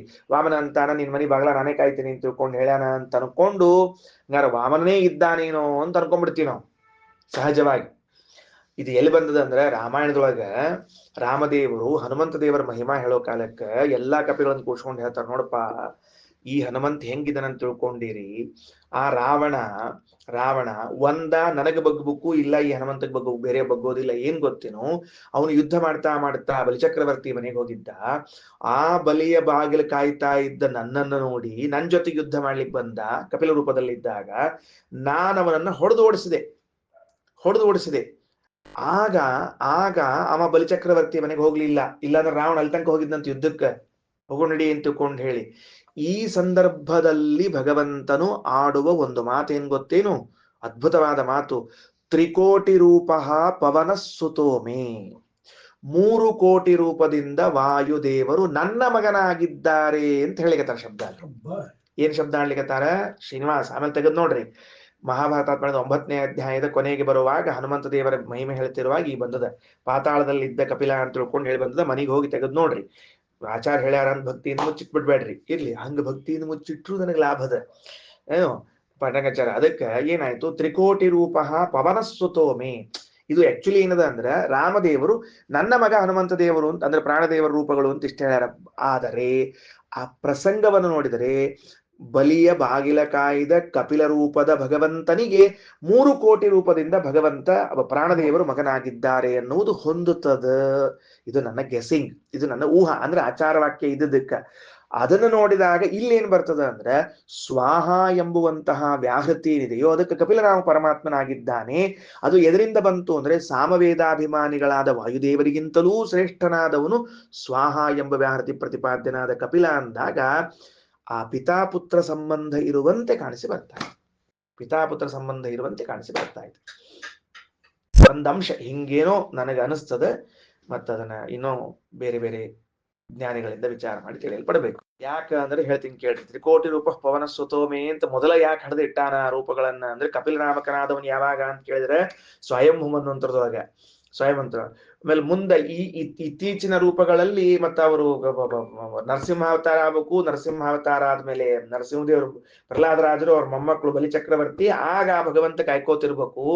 ಆ ವಾಯುದೇವ ರೂಪ ಅವಾಗ ಯಾಕ ಅಂತ ಕೇಳಿದ್ರೆ ಒಂದ್ ಸ್ವಾರಸ್ಯದ. ಇವು ವಾಮನಾವತಾರದಾಗ ಏನ್ ಕಾಲ ಎತ್ತಿದ್ ನೋಡ್ರಿ, ಮ್ಯಾಲೆ ಎತ್ತಿದ್ನಿಲ್ಲೋ, ಆ ಮ್ಯಾಲೆ ಹೋಗಿ ಬಡಿತ್ ನೋಡ್ರಿ, ಸೀಳಿತ್ ನೋಡ್ರಿ, ಸೀಳಿದ ಮೇಲೆ ನೀರ್ ಬಂತಲ್ಲ ಒಳಗ, ಬಂತಿಲ್ಲೋ. ನಾವು ಈ ನೀರಿನ ಜೊತೆಗೆ ಹೋಗ್ಬಿಟ್ವಿ, ಆ ಲೀಕೇಜ್ ಹಂಗ ಉಳ್ಕೊಂಡದೋ ಅದನ್ನ ಯಾರ ಪ್ಯಾಸೇಜ್ ಮಾಡ ಮುಚ್ಚಾರೋ ಇಲ್ಲೋ ಯಾರು ವಿಚಾರ ಮಾಡ್ಲಿಕ್ಕೆ ಹೋಗ್ಲಿಲ್ಲ ನಾವು. ಅದನ್ನ ಯಾರು ನೋಡ್ಬೇಕು? ಅದ್ ಹಂಗೆ ಹರ್ಕೋತಿದ್ರಿ. ಇವತ್ತು ಗತಿ ಏನಾಗ್ತಿತ್ತು ನಮ್ದು? ಬ್ರಹ್ಮಾಂಡದ ಹೊರಗಡೆಗೆ ಜಲಾವರಣದ, ಆ ಜಲಾವರಣ ನಿರಂತರವಾಗಿ ಬರ್ತಿತ್ತು ಅಂದ್ರೆ ಗತಿ ಏನ್ ಮುಂದೆ ಅಲ್ರ. ಮತ್ತ ಅದಕ್ಕೆ ಈ 3 ಕೋಟಿ ರೂಪದ ವಾಯುದೇವರು ತತ್ಪತ್ನಿಯಾದ ಭಾರತೀ ದೇವಿ 3 ಕೋಟಿ ರೂಪದಿಂದ ಅವ್ರು ಹೋಗಿ ಅದನ್ನ ಜೋಡಿಸಿ ಬಂದಾರ್ರಿ. ಮತ್ತ ಅವ್ರು ಹೋಗಿ ಅದನ್ನ ಜೋಡಿಸೋ ಕೆಲಸ ಮಾಡಿ ಬಂದಾರ. ಅದಕ್ಕೆ ಪ್ಯಾಚ್ ವರ್ಕ್ ಅಂತ ಕರಿತೀರೋ ಏನ್ ಕರಿತೀರಿ ಕರ್ಕೊಳ್ರಿ ನೀವು. ಅದಕ್ಕೆ ಅದನ್ನ ಕೂಡಿಸಿ ಬಂದವ್ರು ಯಾರು ಅಂದ್ರೆ ಆ ಕೆಲಸ ಮಾಡ್ಯಾರ ಅಂತ ಪ್ರಕಾಶ ಸಂಹಿತೆಯಲ್ಲಿ ಬಂದಿದೆ ಅಂತ ತಿಳ್ಕೊಬೇಕು ನಾವು ಆ ವಿಷಯವನ್ನು. ಸರಿನಾ? ಓಕೆ. ರಾಮ ಇತ್ತೀಚಿನವ, ಕಪಿಲ ಬಹಳ ಹಿಂದಿನವ, ಬಹಳ ಓಲ್ಡೆಸ್ಟ್ ರೂಪ ಕಪಿಲಂದು. ಓಲ್ಡೆಸ್ಟ್ ಅಲ್ರಿ. ಈಗ ರಾವಣ ಹುಟ್ಟಿದ ಕಾಲಕ್ಕ ಕಪಿಲ ಪರಮಾತ್ಮ ಇದ್ನೋ ಇಲ್ಲೋ? ಇದ್ದಾನ. ಓಲ್ಡೆಸ್ಟ್ ಮತ್ ಮುಗಿದೋತು, ಯುದ್ಧಕ್ಕೆ ಹೋಗ್ಯಾನ. ಸಿಂಪಲ್. ಜಾಂಬು ಅಂತ ಕೃಷ್ಣನ್ ಕಾಲಕ್ಕೆ ಇದ್ನೋ ಇಲ್ಲೋ? ಅಷ್ಟೇ. ಕಪಿಲ ಜಾಂಬು ಅಂತ ಲೆಕ್ಕದಾಗ ಈ ಕಡೆ ಲೆಕ್ಕದಾಗ ಒಂದು ತಗೊಂಡ್ರೆ ಮುಗಿದೋತು, ಗೊತ್ತಾಗ್ತದೆ. ಮತ್ತೆ ಬಾಪೋಂಕ ಬಾಪ್ ಹೇವೋ ಪೋಪೋಂಕ ಪಾಪ್ ಹೇವೋ, ಮುಗಿದೋತು ಕೆಲಸ. ಬರ್ರಿ ಆಮೇಲೆ ಇನ್ನ ಯದಿ ಸಾಮತೋ ರಿಷ್ಯೇತ್ ಸ್ವಸ್ವಾಹೇತಿ ಆಹವನಿ ಜುಹುಯಾತ್ ಸಾಮ್ನಾಮೇವ ತತ್ರಸೇನ ಸಾಮ್ನಾಂ ವೀರ್ಯೇಣ ಸಾಮ್ನಾಂ ಯಜ್ಞಸ್ಯ ವೃಷ್ಟಿಂ ಸಂದಧಾತಿ. ಮುಗಿದೋತು, ಕಾರ್ಯಕ್ರಮ ಮುಗಿದೋತು. ಹಿಂಗಾಗಿ ಸಾಮ್ನಾಂ ಯಜ್ಞಸ್ಯ ವೃಷ್ಟಿಂ ಸಂದಧಾತಿ ಅಂತ ಹೇಳಿ ಆ ಕಪಿಲನಾಮ ಪರಮಾತ್ಮ ಇದನ್ನ ವ್ಯವಸ್ಥೆ ಮಾಡ್ತಾನ ಅಂತ ಮುಗಿಸಿದ್ರು. ಈಗ ಸ್ವಾರಸ್ಯ ನೋಡ್ರಿ ಮುಂದಿಂದು. ಇದಕ್ಕೆ ದೃಷ್ಟಾಂತ ಕೊಡ್ತಾರ್ರಿ. ಏನು ದೃಷ್ಟಾಂತ ಕೊಡ್ತಾರ ಅಂತಂದ್ರ, ಯಾವ್ದ್ಯಾವ್ದು ಸೀಳ್ ಹೋಗಿರ್ತಾವ ನೋಡ್ರಿ ವಸ್ತುಗಳು, ಅವು ಭಂಗ ಆಗಿರ್ತಾವಲ್ಲ, ಆ ಭಂಗ ಆದದ್ದನ್ನ ಪುನಃ ಹೊಂದ್ಸೋದ್ ಹೆಂಗ ಅಂತ ಅವತ್ತಿನ ಕಾಲದಲ್ಲಿ ಪ್ರಚಲಿತವಾದದ್ದು ತುಂಡಾದದ್ದನ್ನ ಕೂಡಿಸುವಂತಹದ್ದು ಏನೇನಿದ್ವೋ ಅವುಗಳನ್ನು ದೃಷ್ಟಾಂತತ್ವೇನ ತೋರಿಸ್ತಕ್ಕಂಥದ್ದು ಉಪನಿಷತ್ತು. ಅವತ್ತಿನ ಕಾಲದ್ದು ಅಂತ ಯಾಕೆ ಹೇಳಿಕತ್ತೆ ಅಂದ್ರೆ ಅಷ್ಟು ಶ್ರೇಷ್ಠವಾದದ್ದು ಇವತ್ತಿಗೂ ಉಳ್ಕೊಂಡಿರ್ತದೆ. ಅದಕ್ಕೆ ತದ್ಯಥಾ ಲವಣೇನ ಸುವರ್ಣಂ ಸಂದದ್ಯಾತ್, ಭಾರಿ ಆಶ್ಚರ್ಯ. ಬಂಗಾರ ತುಂಡಾಗಿದ್ರೆ ಅದನ್ನ ಲವಣದಿಂದ ಸಂದದ್ಯಾತ್ ಕೂಡಿಸ್ತಾರಂತ, ಕ್ಷಾರ ರಸದಿಂದ ಕೂಡಿಸ್ತಾರ. ಲವಣ ಅಂದ್ರೆ ಕ್ಷಾರ ರಸ ಅಂತ ಬರ್ಕೊಳ್ರಿ. ಉಪ್ಪಲ್ಲ, ಲವಣ ಶಬ್ದಕ್ಕೆ ಉಪ್ಪಲ್ಲ, ಕ್ಷಾರ ರಸ ಅಂತ ಕರೀತಾರೆ. ಅಂದ್ರೆ ತುಂಡಾದ ಬಂಗಾರವನ್ನ ಜೋಡಿಸುವಂತಹ ಸಾಮರ್ಥ್ಯ ಯಾವ್ದಕ್ಕದ? ಕ್ಷಾರ ರಸಕ್ಕದ. ಅಗಸಾಲರ ಕಡೆ ಹೋಗ್ರಿ, ಅವ ತೋರಿಸ್ತಾನೆ ನಿಮಗೆ ಅದೇನು ಅಂತ ತಿಳ್ಕೊಂಡು ಹೇಳಿ. ಕಪಿಲಾಚಾರ್ಯ ಕಡೆ ಕೇಳ್ಬೇಡ್ರಿ, ಅಗಸಾಲಕ್ಕೆ ಏನು ಶುರು ಮಾಡಿಲ್ಲ ಅವ್ರ ಅಷ್ಟು ಸದ್ಯಕ್ಕೆ. ಅದಕ್ಕೆ ಕ್ಷಾರ ರಸವನ್ನು ತೆಗೆದುಕೊಳ್ರಿ. ಇನ್ನು ತುಂಡಾದ ಬೆಳ್ಳಿಯನ್ನ ಯಾವುದರಿಂದ ಜೋಡಿಸ್ತಿದ್ರು? ಸುವರ್ಣೇನ ರಜತಂ. ವಿಚಿತ್ರ ಏನು ಅಂತಂದ್ರ ಬೆಳ್ಳಿಯನ್ನ ಬಂಗಾರದಿಂದ ಕೂಡಿಸ್ತಿದ್ರಂತೆ. ಎಲ್ಲರ ಬೆಳ್ಳಿ ತುಂಡಾಗಿದ್ರೆ ಆ ಪ್ಯಾಚ್ ವರ್ಕಿಗೆ ಬಂಗಾರ ಹಚ್ಬೇಕಂತಲ್ಲಿ. ಭಾರಿ ವಿಚಿತ್ರ ನೋಡ್ರಿ, ಇವೆಲ್ಲ ಗೊತ್ತಿಲ್ಲ ನಮಗೆ. ಇದೆಲ್ಲ ಹೆಂಗ ಅಂತಕೊಂಡು ಹೇಳಿ ಇವತ್ತು ಏನೇನ್ ಮಾಡ್ತೀವಿ ನಮ್ಗೆ ಏನ್ ತಲೆಯಾಗಿಲ್ಲ. ಅವತ್ತಿನ ಕಾಲಕ್ಕೆ ಹಿಂಗಿರ್ತಿದ್ದು. ಬೆಳ್ಳಿದೇನಾರ ಭಾಂಡಿ ಒಡೆದು ಹೋದ್ರೆ ಅಲ್ಲಿ ಮತ್ತೆ ಬೆಳ್ಳಿ ಹಚ್ಚೋದಲ್ಲ, ಅದು ಒಡೆದ್ ಪಡೆದ ಬಂಗಾರ ಹಚ್ಚಿ ಜೋಡಿಸ್ಬೇಕಂತದನ್ನ ಶೀಳದಲ್ಲಿ. ವಿಚಿತ್ರ ಇದೆಲ್ಲ. ಏನ ರಸಾಯನ ಶಾಸ್ತ್ರವೋ ನಮ್ಗೆ ಗೊತ್ತಿಲ್ಲ ಇದು. ಮುಂದೆ ನೋಡ್ರಿ, ರಜತೇನ ತ್ರಪೂ ಅದಕ್ಕೆ ಹೇಳ್ತಾರ. ಆಮೇಲೆ ಆ ಇದು ಏನಂತಾರ, ತವರು ತ್ರಪು ಅಂದ್ರೆ ಅದು ಕಂಚು. ಅದನ್ನ ಬೆಳ್ಳಿಯಿಂದ, ಕಂಚೇನಾದ್ರೂ ವ್ಯತ್ಯಾಸ ಅದಕ್ಕೆ ಬೆಳ್ಳಿ ಹಾಕೋದು ಅಂತ ವ್ಯವಸ್ಥೆ ಬಂತು. ಅದಕ್ಕೆ ಕಂಚಿನ ಪಾತ್ರೆಗೆ, ಹಿತ್ತಾಳೆ ಪಾತ್ರೆಗೆ ಕಲಾಯಿ ಹಾಕೋದು ಅಂತ ಬಂದದ್ರಿ. ನೋಡ್ರಿ ಹೆಂಗದ ಅದು, ಬೆಳ್ಳಿ ಇದ್ದಂಗದ ಅದು ಬೆಳ್ಳಿದೇ ಒಂದು ಅಂಶ ಇರ್ತದ ಪ್ರಾಯಶಃ. ಆ ಕಲಾಯಿ ಹಾಕಿದ್ರೆ ಅದೇನಾಗ್ತದ ಅಂತ ಕೇಳಿದ್ರೆ, ಬೆಳ್ಳಿಯಿಂದ ಕಂಚು ಗಟ್ಟು ಉಳಿತದ. ಕಂಚು ಹಿತ್ತಾಳಿ ಗಟ್ಟು ಉಳ್ಕೋತದ. ಅದು ಎಷ್ಟು ಹಳಿ ಕಾಲದ ನೋಡ್ರಿ ಇವೆಲ್ಲ. ಏನ್ ವಿಚಿತ್ರ ಇದು, ಭಾರಿ ಆಶ್ಚರ್ಯ ಆಗ್ತದೆ. ಮುಂದೆ ಅದಾದ್ಮೇಲೆ ತ್ರಪುಣ ಸೀಸಂ. ಇನ್ನ ಸೀಸ ಇರ್ತದಲ್ಲ, ಅದನ್ನ ಲೋಹದಿಂದ ಕಂಚಿನಿಂದ ಹಾಕ್ತಾರಂತ. ಸೀಸೇನಾದ್ರು ಆದ್ರೆ ಕಂಚ್ ಅದಕ್ಕೆ ಹಾಕ್ಬೇಕಂತ, ಕಂಚ್ ಹಾಕಿ ಮಾಡ್ಬೇಕಂತ. ಇನ್ನ ಸೀಸೇನ ಲೋಹಂ ಲೋಹೇನ ದಾರು ಚರ್ಮಣ. ಇನ್ನ ಸೀಸೇನ ಲೋಹಂ ಅಂದ್ರೆ ಏನು? ಕಬ್ಬಿಣ. ಆ ಕಬ್ಬಿಣ ಏನಾದ್ರು ಆದ್ರೆ ಅದಕ್ಕೆ ಸೀಸ ಹಾಕಿ ಕುಡಿಸ್ಬೇಕಂತ. ಅದಕ್ಕೆ ಸಹಜ ಕೂಡಿಸ್ತಾರಲ್ಲ, ಕಬ್ಬಿಣ ಕುಡಿಸೋ ಸೀಸ ಹಾಕಿ ಕುಡಿಸ್ತಾರ ಅದಕ್ಕೆ. ಹೌದಿಲ್ಲ? ಗುಡ್ ಬಾಯ್, ಮುಂದೆ ಹೋಣಂತ. ಆಮೇಲೆ ಇನ್ನ ಲೋಹೇನ ದಾರು ಚರ್ಮಣ. ಕಟ್ಟಿಗೆ ಏನಾದ್ರೂ ಸೀಳಿದೆ ಅದಕ್ಕೆ ಎರಡು ರೀತಿಯಿಂದ, ಒಂದು ಕಬ್ಬಿಣದಿಂದ, ಇಲ್ಲ ಚರ್ಮದಿಂದ. ಸಿಂಪಲ್ಲು ನೋಡ್ರಿ ಎಷ್ಟು ಚಂದದ. ಒಂದ ಮಳಿ ಹೊಡೆದು ಕಟ್ಟಿಗೆ ಜೋಡಿಸ್ಬೇಕು, ಇಲ್ಲ ಹಗ್ಗ ಕಟ್ಟಿ ಜೋಡಿಸ್ಬೇಕು. ನೀವು ಅದನ್ನ ಬೇರೆ ಏನಾದ್ರು ಹೇಳ್ರಿ ಅಂತ. ಸೀಳಿ ಹೋದದ್ದನ್ನ ದೇಸಾಯರ ಕುರ್ಚಿ ಕೂತು ಸೀಳಿರ್ತದ. ಅದಕ್ಕೆ ಏನ್ ಮಾಡ್ತೀರಿ? ಆ ಸೀಳಿದ್ದಕ್ಕೆ ಎರಡು ಮಳಿ ಹೊಡೆದು ಗಟ್ಟಿ ಮಾಡ್ಬಿಡ್ತೀರಿ, ಮುಗಿದೋತು. ಎರಡು ಮಳಿ ಹೊಡೆದಿವಿ ಏನಾಗಂಗಿಲ್ಲ ಅಂತ ತಿಳ್ಕೊಂಡು ಹೇಳ್ತಿರ್ತಾರೆ. ಹೌದಿಲ್ರಿ ದೇಸಾಯರ? ಸರಾಫ್ ಅವ್ರ ಹೌದಿಲ್? ಮತ್ತೆ ಕುರ್ಚಿ ಸೀಳಿತ್ತು, ಕಟ್ಟಿಗೆ ಸೀಳಿತ್ತು, ಮಳಿ ಹೊಡೆದು ಸರಿ ಮಾಡಿಬಿಟ್ಟಾರ. ಅಥವಾ ಅದಕ್ಕೆ ಏನ್ ಮಾಡ್ರ? ಟೈಟಾಗಿ ಹಗ್ಗೆ ಕಟ್ರ, ಇನ್ನೇನ್ ಬಿಚ್ಚಂಗಿಲ್ ತಗೋ ಅಂತ ಹೇಳ್ತಾರೆ. ದಾರು ಅಂದ್ರೆ ಕಟ್ಟಿಗೆ, ಚರ್ಮಣ ಅಂದ್ರೆ ಚರ್ಮ ಅಂದ್ರೆ ಅದನ್ನ ಲೆದರ್ ಅದನ್ನ ಬದ್ಲಿ ಹಗ್ಗ ಅಂತ ತಿಳಿಸಿನ ಅಷ್ಟ ನಿಮಗ. ದಾರು ಎಂಬುದು ಕಟ್ಟಿಗೆ, ತಿಳಿತೋದಿಲ್ಲೋ?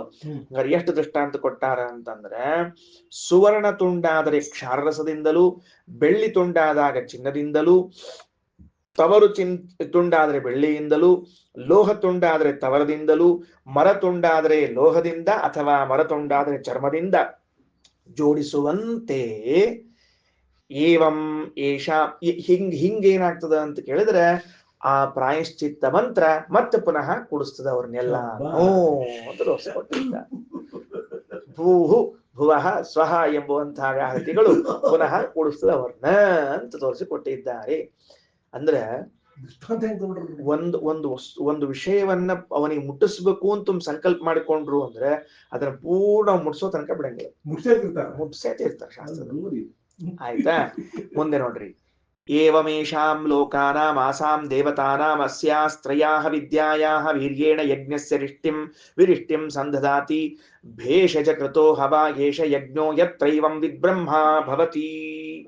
ಎಲ್ಲಿ ಏವಂ ಈ ರೀತಿಯಾಗಿ ಏಷಾಂ ಲೋಕಾನಾಂ ಈ ಲೋಕಗಳ ಆಸಾಂ ದೇವತಾನಾಂ ಈ ದೇವತೆಗಳ ಅಸ್ಯಾಹ ತ್ರಯ್ಯಾಹ ವಿದ್ಯಾಯಾಹ ಈ ವಿದ್ಯೆಗಳ ವಿದ್ಯೆಗಳ ವೀರ್ಯೇಣ ಅವುಗಳಿಗಿಂತ ಶ್ರೇಷ್ಠವಾಗಿರುವಂತಹ ವ್ಯಾಹೃತಿಗಳಿಗಿಂತ ಯಜ್ಞಸ್ಯ ವಿರಿಷ್ಟಿಂ ಯಜ್ಞದ ಲೋಪವನ್ನು ವಿರಿಷ್ಟಿ ಅಂದ್ರೆ ಲೋಪ ದೋಷ ಅಥವಾ ದೋಷ ಅದನ್ನ ಸಂಧದಾತಿ ಸಂಧಾನ ಮಾಡ್ತಾರೋ ಅದ್ ಹೆಂಗ್ ಕಾಣಿಸ್ತದ ಅಂದ್ರೆ ಮತ್ತೊಂದು ದೃಷ್ಟಾಂತ ಭೇಷಜಕೃತಃ ರೋಗ ಬಂದವನು ವೈದ್ಯರಿಂದ ಚಿಕಿತ್ಸೆ ಪಡೆದ ಮೇಲೆ ಹೆಂಗ ಆ ಲೋಪದೋಷಗಳಿಂದ ಮುಕ್ತನಾಗಿ ಬರ್ತಾನೋ ತದ್ವತ್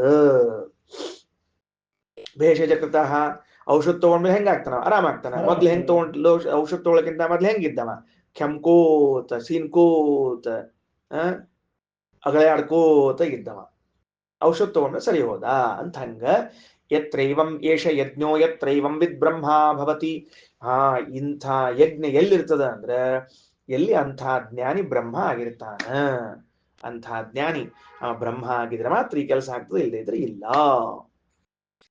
ಎಲ್ಲಿ ಇಂತಹ ವ್ಯಾಹೃತಿ ತತ್ವವನ್ನ ತಿಳಿದ ವ್ಯಕ್ತಿ ಬ್ರಹ್ಮ ಆಗಿರ್ತಾನೋ ಯತ್ರ ಆ ಮಂತ್ರದಲ್ಲಿ ಏಷಃ ಉದಕ್ ಪ್ರವಣಃ ಯಜ್ಞಃ ಯತ್ರ ಏವಂ ವಿತ್ ಬ್ರಹ್ಮ ಭವತಿ ಯತ್ರ ಯಾವ ಯಜ್ಞದಲ್ಲಿ ಏವಂ ವಿತ್ ಹೇಗೆ ತಿಳಿದಿರುವಂತಹ ವ್ಯಕ್ತಿಯು ಬ್ರಹ್ಮ ಭವತಿ ಬ್ರಹ್ಮ ಆಗಿರ್ತಾನೋ ಏಷಃ ಅಂಥ ಯಜ್ಞ ಉದಕ್ ಪ್ರವಣೋ ಭವತಿ ಉದಕ್ ಪ್ರವಣ ಅಂದ ಶ್ರೀಮದಾಚಾರ್ಯ ಮುಂದೆ ಅರ್ಥ ಬರೀತಾರೆ ಊರ್ಧ್ವಲೋಕ ಅನುಸಾರಿ ಭವತಿ ಅಂದ್ರೆ ಆ ಯಜ್ಞ ಮಾತ್ರ ನಮ್ಮನ್ನ ಮೇಲಕ್ಕೆ ಕೊಂಡೊಯ್ಯುವಷ್ಟು ಸಮರ್ಥವಾಗ್ತದೆ ಇಲ್ಲೇ ಇರುವಂತಹ ಯಜ್ಞ ನಮ್ಮನ್ನ ಅಧಃಪತನವನ್ನ ಹೊಂದಿಸುವಂತಹದ್ದಾಗೆ ಇದೆ ಆಯ್ತಾ ಇಂಥ ಬ್ರಹ್ಮನು ಇರುವ ಯಜ್ಞದಲ್ಲಿ ಅವನು ಲೋಪದೋಷಗಳನ್ನ ಸರಿಪಡಿಸಿದಾಗ ಆ ಯಜ್ಞವು ನಮ್ಮನ್ನ ಊರ್ಧ್ವಗಮನ ಮೇಲ್ಮುಖವಾಗಿ ಮೇಲಕ್ಕೆ ಕೊಂಡೊಯ್ಯುವಂತಹದ್ದಾಗುತ್ತದೆ ಸರಿ ಇಂಥ ಒಬ್ಬ ಬ್ರಹ್ಮನನ್ನ ಕುರಿತೇ ಹಿಂದೆ ಒಂದು ವೇದ ಮಂತ್ರ ಇತ್ತಂತೆ ಆ ಮಾತಾಡ್ತಾರೆ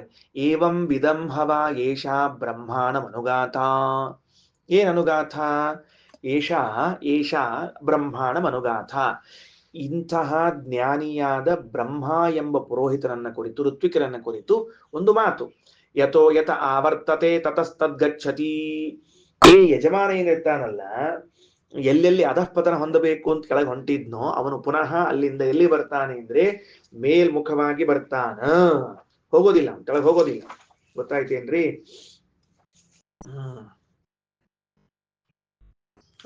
ಯಜ್ಞದಲ್ಲಿ ಉಂಟಾದ ದೋಷದಿಂದ ಅವನೇನು ಅಧಃಪತನವನ್ನು ಹೊಂದಬೇಕಾಗಿತ್ತೋ ಅದು ಹೊಂದದೆ ಪುನಃ ಮೇಲ್ಗಡೆಗೆ ಬರ್ತಾನ ಇದನ್ನ ಹೇಳಿ ಆ ಮಂತ್ರ ಹೇಳ್ತಾರೆ ಈಗ ಏನಂತ ಮಾನವೋ ಬ್ರಹ್ಮ ವೈಋತ್ವಿಕ ಕರು ಕುರೂನ್ ಆಶ್ವಾಭಿರಕ್ಷತೆ ವಿದ್ಧ ವೈ ಬ್ರಹ್ಮ ಯಜ್ಞಂ ಯಜಮಾನಂ ಸರ್ವಾಂಶ್ಚ ಋತ್ವಿಜೋ ಅಭಿರಕ್ಷತಿ ಮಾನವ ಬ್ರಹ್ಮ ವೈ ಬ್ರಹ್ಮ ಏವ ಋತ್ವಿಕ ಮಾನವ ಮೌನಿಯಾಗಿರುವಂತಹ ಮಾನವ ಅನ್ನೋ ಶಬ್ದಕ್ಕೆ ಮೌನದಿಂದ ಭಗವಂತನನ್ನ ಧ್ಯಾನ ಮಾಡುವಂತಹ ಬ್ರಹ್ಮ ವೃತ್ತಿಕೇನಿದ್ದಾನೆ ಕುರೂನ್ ಅಂದ್ರೆ ಯಜಮಾನನನ್ನು ಅಂತ ಅರ್ಥ ಕುರೂನ್ ಅನ್ನೋ ಶಬ್ದಕ್ಕೆ ಯಜ್ಞಕರ್ತೃನ್ ಯಜ್ಞವನ್ನ ಮಾಡುವಂಥವ್ರು ಯಾರ್ಯಾರಿದ್ದಾರೋ ಅವರೆಲ್ಲರೂ ಕುರುಗಳು ಅಂದ್ರೆ ಅವರು ಪುರೋಹಿತರು ಇರಬಹುದು ಯಜಮಾನರು ಇರಬಹುದು ಯಜಮಾನ ಅಂತ ಇಟ್ಕೊಳ್ರಿ ವಿಶೇಷವಾಗಿ ಆಶ್ವಾಭಿರಕ್ಷತಿ ಕುರೂನ್ ಅಶ್ವಾಭಿರಕ್ಷತಿ ಅಂತದ್ರಿ ಅದು ಕುರೂನ್ ಅಶ್ವ ಅಭಿರಕ್ಷತಿ ಅಂದ್ರೆ ಏನು ಅಂದ್ರೆ ಇದಕ್ಕೆ ಬೇರೆಯವ್ರು ಏನ್ ಅರ್ಥ ಬರೆದ್ಬಿಟ್ಟಾರ ಕುರೂನ್ ಅಶ್ವ ಕುರುದೇಶದ ಕುದುರೆಗಳನ್ನ ರಕ್ಷಣೆ ಮಾಡ್ತಾನೆ ಕುರುದೇಶದ ಕುದುರೆ ಯಾಕೆ ರಕ್ಷಣೆ ಮಾಡ್ಬೇಕಿಲ್ಲವ ಕುರೂನ್ ಕುರುದೇಶ ಅಶ್ವ ಕುದುರೆಗಳನ್ನ ಅಭಿರಕ್ಷತಿ ರಕ್ಷಣೆ ಮಾಡ್ತಾನೆ ಶ್ರೀಮದಾಚಾರ್ಯ ಅಂತಾರ ಅಲ್ಲೋ ಮಾನವೋ ಬ್ರಹ್ಮೈವ ಋತ್ವಿಕ ಮೌನದಿಂದ ಭಗವಂತನನ್ನ ಧ್ಯಾನ ಮಾಡುವಂಥವನೇ ಈ ಯಜ್ಞದಲ್ಲಿ ಋತ್ವಿಕನಾಗಿದ್ದಾನೆ ಅಂತ ಹೇಳುವಾಗ ಇವ ಕುರುದೇಶದ ಕುದುರೆಗಳನ್ನ ಯಾಕೆ ರಕ್ಷಣೆ ಮಾಡ್ಬೇಕಾಗ್ಯದ ಸಂಬಂಧ ಇಲ್ಲ ಅದಕ್ಕೆ ಕುರೂನ್ ಅನ್ನುವ ಶಬ್ದಕ್ಕೆ ಯಜಮಾನರು ಹಾಗೂ ಪುರೋಹಿತರು ಯಜಮಾನರು ಅಂತ ಮುಖ್ಯವಾಗಿ ಅಶ್ವಾಭಿರಕ್ಷತೆ ಅಂದ್ರೆ ಅಶ್ವ ಅಂದ್ರೆ ಹೆಂಗ್ ಗೊತ್ತಾ ಲೋಪದೋಷಗಳನ್ನು ಬೇಗನೆ ತಿಳಿದುಕೊಳ್ಳುವ ಬ್ರಹ್ಮನು ಅಂತ ಅರ್ಥ ಅದಕ್ಕೆ ಬರ್ತದೆ ಮುಂದೆ ಹೇಳ್ತೀನಿ ಅದನ್ನ ಅಭಿರಕ್ಷತಿ ಇತ್ತೇವಂ ವಿದ್ಧ ಇವರ ಬ್ರಹ್ಮ ಹಿಂಗ ತಿಳಿದುಕೊಂಡ ಬ್ರಹ್ಮ ಯಜ್ಞಂ ಯಜಮಾನಂ ಯಜ್ಞವನ್ನೂ ಯಜಮಾನನನ್ನು ಸರ್ವಾಂಶ್ಚ ಋತ್ವಿಜ ಇನ್ನುಳಿದ ಪುರೋಹಿತರನ್ನೂ ಕೂಡ ಅಭಿರಕ್ಷತಿ ರಕ್ಷಣೆ ಮಾಡುತ್ತಾನೆ ತಸ್ಮಾತ್ ಆದ್ದರಿಂದ ಏವಂ ವಿಧಂ ಏವ ಬ್ರಹ್ಮಾಣಂ ಕುರುವೀತ ಹೀಗೆ ತಿಳಿದುಕೊಂಡವನನ್ನೇ ಬ್ರಹ್ಮಾನ್ ಮಾಡಬೇಕು ನ ಅನೇವಂ ವಿಧಂ ಅಜ್ಞಾನಿಯಾದವನನ್ನು ಪುರೋಹಿತನ ಮಾಡಬೇಡ್ರಿ ಅಜ್ಞಾನಿಯಾದವನು ಪುರೋಹಿತನ ಮಾಡಬೇಡ್ರಿ ತಿಳಿತು. ಇತಿ ಶ್ರೀಮಚ್ಛಾಂದೋಗ್ಯೋಪನಿಷತ್ ಚತುರ್ಥೋಧ್ಯಾಯ. ವ್ಯಾಹೃತಿಭಿಸ್ತತೋ ಜುಹ್ವನ್, ವ್ಯಾಹೃತಿಗಳಿಂದ ಹೋಮ ಮಾಡುತ್ತಾ ಬ್ರಹ್ಮೈವಂ ವಿಧಿರಿಷ್ಠಿತಃ, ಬ್ರಹ್ಮ ಹೀಗಿದ್ದವನು, ವಿಧಿ ಬ್ರಹ್ಮ ಏವಂ ವಿತ್ ಈ ರೀತಿಯಾಗಿ ತಿಳಿದುವಂತಹ ಬ್ರಹ್ಮ ವಿತ್ ವಿರಿಷ್ಠಿತ ಆ ದೋಷದಿಂದ ಸರ್ವಾನ್ ಸಋತ್ವಿಜ ಎಲ್ಲಾ ಋತ್ವಿಜರನ್ನು ರಕ್ಷೇತ್ ರಕ್ಷಣೆ ಮಾಡ್ತಾನೆ. ಬ್ರಹ್ಮೈವಂ ಚ ವಿಧಂ ತಥೋ ಭವೇತ್, ಆದ್ದರಿಂದ ಬ್ರಹ್ಮಾದವನು ಹಿಂಗೆ ಇರಬೇಕು. ಮುಂದ 376ನೇ ಪುಟ ಅಲ್ಲಿ ಅಂತಾರ ಉದಕ್ ಪ್ರವಣ ಬರ್ದಾನ ಶಬ್ದ. ಉದಕ್ ಪ್ರವಣ ಊರ್ಧ್ವ ಪ್ರವಣ ಊರ್ಧ್ವಲೋಕಾನುಸಾರಿ, ಊರ್ಧ್ವಲೋಕವನ್ನ ಕೊಂಡೊಯ್ಯುವಂತಹದ್ದಾಗ್ತದ. ಆಯ್ತಾ. ಯಜ್ಞಸ್ಯ ದುರಿಷ್ಟ್ಯಾ ಯಥೋ ಯತಸ್ಥಾನಾದಾವರ್ತತೆ, ಯಜ್ಞದ ದೋಷದಿಂದಾಗಿ ಯಾವ ಯಾವ ಸ್ಥಳದಿಂದ ಅವನು ಆವರ್ತತೆ ಸ್ಥಾನದಿಂದ ಕೆಳಗೆ ಬೀಳುತ್ತಾನೋ, ತತ್ಸ್ಥಾನಂ ಏವಂ ವಿಧ ಬ್ರಹ್ಮಣ ಗಚ್ಚತಿ, ಪುನಃ ಆಯಾ ಸ್ಥಾನವನ್ನ ಹೊಂದುತ್ತಾನೆ. ಯಾರು? ಈ ಯಜಮಾನ, ಈ ಬ್ರಹ್ಮನ ಮಹಿಮೆಯಿಂದ. ತದ್ ಬ್ರಹ್ಮೈವ ಋತ್ವಿಕ, ಅವನೇ ಋತ್ವಿಕನಾಗಬೇಕು. ಕುರೂನ್ ಕರ್ತೃನ್ ಯಜಮಾನಾದಿ ಅಭಿರಕ್ಷತಿ. ಗೊತ್ತಾಯ್ತಾ? ಸರಿ. ಇನ್ನ ಅಶ್ವ ಅನ್ನೋ ಶಬ್ದಕ್ಕೆ ಆಶುಜ್ಞಾನಿ, ಈ ತರಹದ ದೋಷಗಳನ್ನ ಬೇಗನೆ ತಿಳಿಬೇಕ್ರಿ, ಲೇಟ್ ಮಾಡ್ಕೂಡುದು. ದೋಷಗಳೇನಾಗ್ಯಾವ ಅಂಬೋದನ್ನ ಬೇಗನೆ ತಿಳ್ಕೊಳ್ಬೇಕು. ಏನ್ ಆನಂದ ಅವರ ಹಂಗನ ದೋಷಗಳು ಏನಾಗ್ಯಾವ ಅಂತ ತಿಳ್ಕೊಬೇಕು ಅಂದ್ರೆ, ನಮಗ ವೇದ ಯಾವುದನ್ನ ಸೂಚನೆ ಮಾಡ್ಲಿಕ್ಕತ್ತದ ಅಂದ್ರೆ, ಒಂದು ಕರ್ಮಗಳನ್ನ ಮಾಡುತ್ತಿರುವಾಗ ಆ ಕರ್ಮದಲ್ಲಿ ದೋಷಗಳೇನಾದ್ರೂ ಸಂಭವಿಸಿವೆಯಾ ಅಂತನ್ನುವುದನ್ನ ಬೇಗನೆ ಗುರುತಿಸಬೇಕು. ಕಾರ್ಯ ಮುಗಿದು ಫಲ ಬರದೇ ಇದ್ದಾಗ ಅಯ್ಯೋ ನನ್ನ ಕರ್ಮದಲ್ಲಿ ಏನೋ ದೋಷ ಆಗಿದೆ ಅಂತ ತಲೆಗೆ ಹಣೆಗೆ ಕೈ ಹಚ್ಚಿಕೊಳ್ಳುವಕ್ಕಿಂತ, ಗೊತ್ತಾಯ್ತಾ? ಅಂದ್ರೆ ಸಾಮಾಜಿಕವಾಗಿಯೂ ಕೆಲವು ಅಂಶಗಳನ್ನು ತಿಳಿಸ್ತಿರ್ತದ ಅದು. ಮಿಸ್ಟರ್ ಪ್ರಭಾಕರ್, ವಾಸು, ಏನು ಅಂತಂದ್ರೆ, ನಾವು ಕರ್ಮವನ್ನ ಮಾಡುತ್ತಿರುವಾಗ ಏನಾದ್ರೂ ನಮ್ಮ ಕರ್ಮಗಳಲ್ಲಿ ದೋಷ ಉಂಟಾಗಿದೆಯಾ, ಲೋಪ ಉಂಟಾಗಿದೆಯಾ, ತಕ್ಷಣಕ್ಕೆ ಗುರುತಿಸ್ಬೇಕು. ಯಾಕೆ ಗುರುತಿಸ್ಬೇಕು ಅಂತಂದ್ರೆ, ಇಲ್ಲ ಫಲ ಬಂದ ಮೇಲೆ ಅಂದ್ರೆ ವಿಫಲವಾದಾಗ ಅಯ್ಯೋ ಅಂತ ಹಿಂದೆ ತಿರುಗಿ ನೋಡೋಕ್ಕಿಂತ ಸಿಂಹಾವಲೋಕನ ನ್ಯಾಯಕ್ಕಿಂತಲೂ ಆಯಾ ಕಾರ್ಯವಾಗುವ ಅಲ್ರಿ ಹೆಂಗ್ ಗೊತ್ತಾಗ್ಬೇಕ್ರಿ? ನೀವು ಹಿಂಗೆ ಹೇಳ್ಬಿಡ್ತೀರಿ, ನೀವೇನೋ ಹಿಂಗೆ ಹೇಳ್ಬಿಡ್ತೀರಿ. ಹೆಂಗ್ ಗೊತ್ತಾಗ್ಬೇಕು ಅಂದ್ರೆ, ಪ್ರತಿ ಕರ್ಮ ಆದಾಗ ಕ್ಷಣ ವಿಶ್ರಾಂತಿ ಮಾಡಲ್ಲ. ನಿನಗ್ಯಾರ ಅವಸರದಲ್ಲಿ ಕರ್ಮ ಮಾಡು ಅಂತ ಹೇಳ್ಯಾರ? ನಿನಗ್ಯಾರ? ಈಗ ಒಂದು ಪುಟ ಓದಿದಿ, ಒಂದು ಪುಟ ಓದಿದಾಗ ಎರಡನೇ ಪುಟಕ್ಕೆ ಹೋಗೋ ಹಾತೊರಿಕೆ ಯಾಕೆ ನಿನಗ? ಅವಸರ ಯಾಕೆ? ಈ ಒಂದು ಪುಟವನ್ನ ಓದಿದಾಗ ಇದರಲ್ಲಿ ಏನಾದರೂ ಬಿಟ್ಟು ಹೋಯ್ತಾ ಅಂತ ನೋಡಿ ಮುಂದೆ ಹೋಗು. ಆಗ ಆ ಪುಟ, ಮುಂದಿನ ಪುಟಗಳೆಲ್ಲವೂ ಬುದ್ಧಿಸ್ತವಾಗ್ತದೆ. ಕೊನೆಗೆ ಎಲ್ಲ ಪುಸ್ತಕ ಓದಿದ್ಮೇಲೆ ಏನು ಓದಿದಿ? ಏನೋ ನೆನಪಿಲ್ರಿ, ಒಟ್ಟ ಓದಿಬಿಟ್ಟೆ. ಅಲ್ಲೋ, ಈ ಒಟ್ಟ ಓದ್ಲಿಕ್ಕೆ ಯಾಕೋ ಓದ್ಬೇಕಾಗಿತ್ತು ನೀನು? ಹೌದಲ್ಲ ಸರಾಫ್ ಅವ್ರ? ನಾ ಹೇಳಿದ್ ಸರಿ ಅದನೋ ಇಲ್ಲ? ಮತ್ತೆ ಇಲ್ಲ ಅಂದ್ರೆ ಮತ್ತೆ ಬಿಡುದಿಲ್ಲ ನಾನು, ಅದಕ್ಕೆ ಹೂ ಅನ್ಬೇಕಾಗ್ತದೆ. ನೀವು ಇರ್ಲಿ, ಅದಕ್ಕೆ ಹೇಳಿದ್ದು. ಈಗ ಕುರುಣ ಆಶ್ವಭಿಗಚ್ಚತಿ, ಬೇಗನೆ ತಿಳಿದುಕೊಳ್ಬೇಕು. ಅಲ್ರಿ ಸರ, ಅಶ್ವ ಅನ್ನೋ ಶಬ್ದಕ್ಕೆ ಆಶು ಜ್ಞಾನಿ, ಬೇಗನೆ ತಿಳಿಯೋನು ಅಂತ ಅರ್ಥ ಎಲ್ಲಿಂದ ತಂದ್ರಿ ಅಂದ್ರೆ, ಆಶು ಪ್ಲಸ್ ವ ಅಶ್ವ ಅಂತ ಬಿಡಿಸ್ತಾರೆ ಶ್ರೀಮದಾಚಾರ್ಯ. ಬರ್ಕೊಳ್ರಿ. ಅಶ್ವ ಅನ್ನೋ ಶಬ್ದಕ್ಕೆ ಬೇಗನೆ ಬಲ್ಲವನು ಅಂತ ಅರ್ಥ. ಏನ್ ಬರ್ಕೋಬೇಕು? ಆಚಾರ್ಯ ಏನ್ ಬರ್ಕೋಬೇಕು? ಆಶು ಪ್ಲಸ್ ವಾ ಅಂತ ಬರ್ಕೊಂಡು ಬೇಗನೆ ತಿಳಿಯುವನು.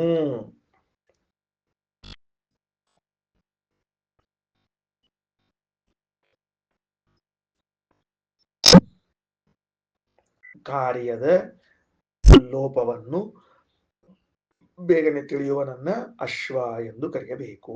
ಕಾರ್ಯದಲ್ಲಿ ಏನೇನೋ ದೋಷಗಳಾಗ್ತಾ ಇರ್ತವೆ. ನಿಮಗೆ ಹೇಳ್ತೀನಿ ಒಂದ್ ಮಜಾ ಹೇಳ್ತೀನಿ ಕೇಳ್ರಿ. ನಾವೀ ಈಗ ಓದೋದು ಬರೆಯೋದ್ರೊಳಗೆ ದೋಷ ಆದ್ರೆ ಬಹಳ ಟೆನ್ಷನ್ ಇಲ್ಲ, ಮತ್ತೊಮ್ಮೆ ಮಾಡ್ಬೋದು. ಸಾವಿರಾರು ರೂಪಾಯಿಗಳು ಖರ್ಚು ಮಾಡಿ ಯಜ್ಞವನ್ನ ಮಾಡ್ತಾ ಇರುವಾಗ ಏನಾದ್ರೂ ದೋಷಗಳು ಉಂಟಾಗ್ಬಿಟ್ರೆ ಎಂಥ ಸ್ಥಿತಿ ಅದೆಲ್ಲಾದ್ರೂ. ಅದಕ್ಕೆ ಛಿದ್ರಂ ಅನ್ವಿಷ್ಯಂತೆ ಬ್ರಹ್ಮ ರಾಕ್ಷಸಾಹ. ರಾಮಾಯಣದಲ್ಲಿ ವಾಲ್ಮೀಕಿಗಳು ಹೇಳ್ತಾರೆ, ಬ್ರಹ್ಮ ರಾಕ್ಷಸರು ನಾವು ಮಾಡುವಂತಹ ಇಂತಹ ಪೂಜೆ ಪುನಸ್ಕಾರಗಳಲ್ಲಿ ಉಂಟಾಗುವ ದೋಷಗಳನ್ನೇ ಕಾಯ್ತಿರ್ತಾರೆ. ಅದಿಷ್ಟು ತಮಗೆ ಪಕ್ಷಕ್ಕೆ ಹಾಕೊಂಡು ಹೋಗ್ಬಿಡ್ತಾರಂತೆ, ತಮ್ಮ ಭಾಗಕ್ಕೆ ಹಾಕೊಂಡು ಹೋಗ್ಬಿಡ್ತಾರಂತೆ. ಅದರಿಂದ ಛಿದ್ರಂ ಅನ್ವಿಷ್ಯಂತೆ ರಾಕ್ಷಸಾಹ ಬ್ರಹ್ಮ ರಾಕ್ಷಸಾಹ, ಎಚ್ಚರ ಇರಲಿ. ಅದರಿಂದ ಆಶು ಬೇಗನೆ ನಮ್ಮ ಸಮಸ್ಯೆ ಏನು ಅಂತ ಅರ್ಥ ಮಾಡಿಕೊಳ್ಬೇಕು. ಈಗೇನಾಯ್ತು ಅಂದ್ರೆ, ಹಾಗಿದ್ದರೆ ಒಂದು ಕರ್ಮ ಮಾಡಿ ಮುಗಿಸಿದಾಗ ಏನಾದ್ರೂ ದೋಷವಾಗಿದೆಯಾ ಅಂತ ಹಿಂದೆ ಹೋಗಿ ನೋಡ್ಬೇಕು. ಯಾಕ ಪೂರ್ಣ ಕರ್ಮ ಆದ್ಮೇಲೆ ಹಿಂದೆ ಬರೋದು ಬಹಳ ಸಮಸ್ಯೆ ಆಗ್ತದೆ. ಹೌದೋ ಇಲ್ಲೋ? ಯಾವಾಗ್ಲೂ ಏನ್ ಮಾಡ್ತಿರ್ತೀವಿ, ಒಂದೂರಿಂದ ಇನ್ನೊಂದು ಊರಿಗೆ ಹೋಗೋ ಕಾಲಕ್ಕೆ ಆ ಗಾಡಿ ಹತ್ತಿದ ಕೂಡ್ಲೆ ಏನಾರ ಬಿಟ್ಟಿರೇನೋ, ಏನಾರ ಉಳ್ದಾವೇನು ಸಾಮಾನು, ಇಲ್ಲೇ ನೋಡ್ಕೊಂಡ್ಬಿಡ್ರಿ, ಮುಂದೆ ಹೋದ್ಮೇಲೆ ಬರೋ ಹಂಗಿಲ್ಲ ಅಂತ ಹೇಳ್ತಿರ್ತೀವಿ. ಇಷ್ಟಾದ್ಮೇಲೆ ಒಂದ್ 10 ಕಿಲೋಮೀಟರ್ ಹೋದ್ಮೇಲೆ ಒಬ್ರು ಹೇಳ್ತಾರೆ, ಆಚಾರ ನಮ್ ಚಪ್ಲಿ ಅಲ್ಲೇ ಉಳ್ದ್ಬಿಟ್ಟ, ಹೋಗೋಣ ನಡ್ರಿ ಹೊಳ್ಳಿ ಅಂತ ತಿಳ್ಕೊಂಡ್ರಿ. ಮತ್ ಈ 10 ಕಿಲೋಮೀಟರ್ ಬಂದ್ ಇವನ್ ಚಪ್ಲಿ 70 ರೂಪಾಯಿ ಕಿಮ್ಮತ್ತಿಂದ ಇರ್ತದ, ಇವ 10 ಕಿಲೋಮೀಟರ್ ಪೆಟ್ರೋಲ್ ತಗೊಂಡ್ ಬಂದ ಅಂದ್ರ ಎಷ್ಟ್ ಹೋಗಿರ್ತದ ಕಲ್ಪನಾ ಇರೋದಿಲ್ರಿ ಅವ್ರಿಗೆ. ಅಲ್ವಾಚಾರ ನಮ್ಮಲ್ಲಿ ಇರ್ತಾರಲ್ಲ ಇಂಥವ್ರ ಮಹಾತ್ಮರು, ಹೋದ್ಪ ಈ ಚಪ್ಲಿ ಹೋದ್ ಮತ್ತೊಂದ್ ಚಪ್ಲಿ ತಗೊಂಡ ಅಂತ ಇಲ್ರಿ. ಇವ 70 ಕಿಲೋಮೀಟರ್ ಮುಂದೆ ಬಂದ ಮೇಲೆ ಇಲ್ರಿ ಆಚಾರ ನಮ್ಗೆ ಅದ ಚಪ್ಲಿ ಬೇಕು ನೋಡ್ರಿ ಹೊಳ್ರಿ ಅಂತ ಮತ್ ಹೊಳ್ಳಿ ಬಂದು, ಅಂದ್ರೆ ಹೋದ್ 70 ಕಿಲೋಮೀಟರ್ ಬಂದ್ 70 ಕಿಲೋಮೀಟರ್ ಮತ್ ಬಂದ್ 70 ಕಿಲೋಮೀಟರ್ ಅಂದ್ರೆ ಕಾಮನ್ ಸೆನ್ಸ್ ಇಲ್ಲದೆ ಇದ್ದವ್ರು ಅನ್ನಂಗಿಲ್ಲ. ಹೌದು, ಹಂಗಿದ್ರೆ ಏನಾಯ್ತು ಅಂದ್ರೆ ಇದು ತಪ್ಪು ಮಾಡಬಾರದು. ಶ್ರೀನಿವಾಸ್ ಗೊತ್ತಾತ್ ನಮಗೀಗ, ಒಂದು ಕರ್ಮ ಮಾಡಿದ ಮೇಲೆ ತಿರುಗಿ ನೋಡ್ರಿ ದೋಷಗಳವೇನು ಅಂತ.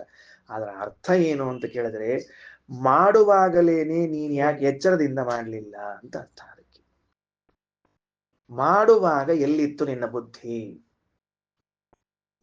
ಗೊತ್ತಾಯ್ತಾ ಈಗ ದೇಸಾಯರ? ದೋಷ ಆಗಬಾರದು ಅಂತ ಮುಂದೋಗಿ ನೋಡೋ ಬದ್ಲಿ ಮಾಡುವಾಗಲೇನೆ ಪೂರ್ಣ ಎಚ್ಚರದಿಂದ ಯಾಕೆ ಮಾಡ್ಲಿಲ್ಲ? ಪೂರ್ಣ ಎಚ್ಚರದಿಂದ ಮಾಡುವುದು ಅನ್ನೋದನ್ನೇ ತನ್ಮಯತೆಯಿಂದ ಮಾಡುವುದು ಅಂತ ಕರೀತಾರೆ. ಹಾಗಾದ್ರೆ ಒಂದು ಕರ್ಮವನ್ನ ತನ್ಮಯರಾಗಿ ಮಾಡಿದಾಗ ಯಾವ ದೋಷವೂ ಬರುವುದಿಲ್ಲ. ಆ ತನ್ಮಯತೆಯನ್ನೇ ಇನ್ನೊಂದು ಭಾಷೆಯಲ್ಲಿ ಎಷ್ಟು ಚಂದ ತಿಳಿಸಿಕೊಟ್ಟಿದ್ದಾರೆ ನೋಡ್ಕೊಳ್ರಿ ನಮಗೆ ವೇದದಲ್ಲಿ. ಏನ್ರಿ ಸರಾಫ್ ಅವರ, ಯಾವ ಕಾದಂಬರಿ ಯಾವ ನಾಲೆಜ್ಗಿಂತ ಯಾವ ನಾವೆಲ್ಸ್ಗಿಂತ ಕಡಿಮೆ ಅದ ನಮ್ಮ ಉಪನಿಷತ್ ಹೇಳಿ ನೋಡಂತ.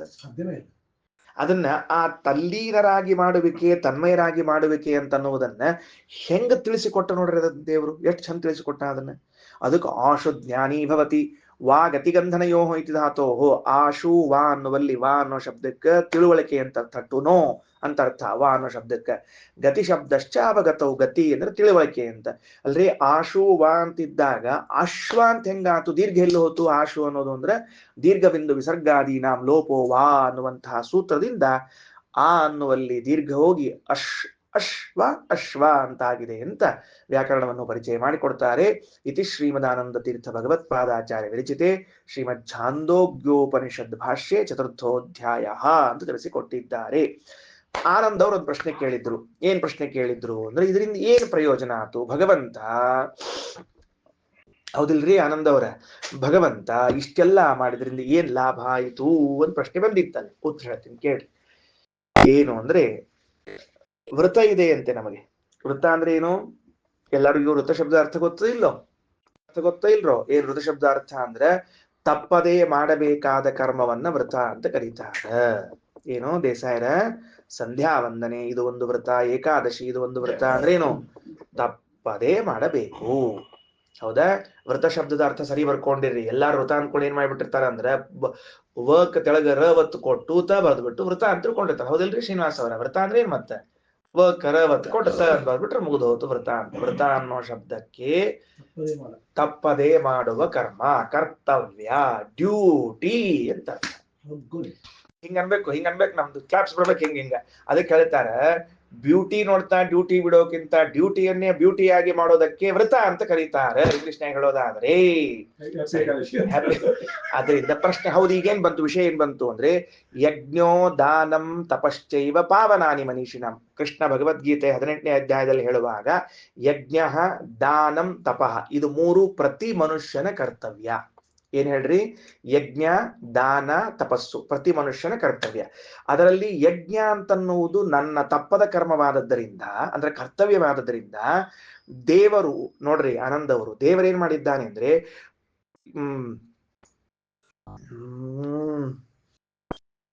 3ನೇ ಅಧ್ಯಾಯದ ಭಗವದ್ಗೀತೆಯಲ್ಲಿ ಹೇಳುವಾಗ ಪ್ರಜಾಪತಿ ನಮ್ಮನ್ನು ಸೃಷ್ಟಿ ಮಾಡ್ತಾ ಸಹಯಜ್ಞ ಪ್ರಜಾ ಸೃಷ್ಟ್ವಾ ಪುರೋವಾಚ ಪ್ರಜಾಪತಿ.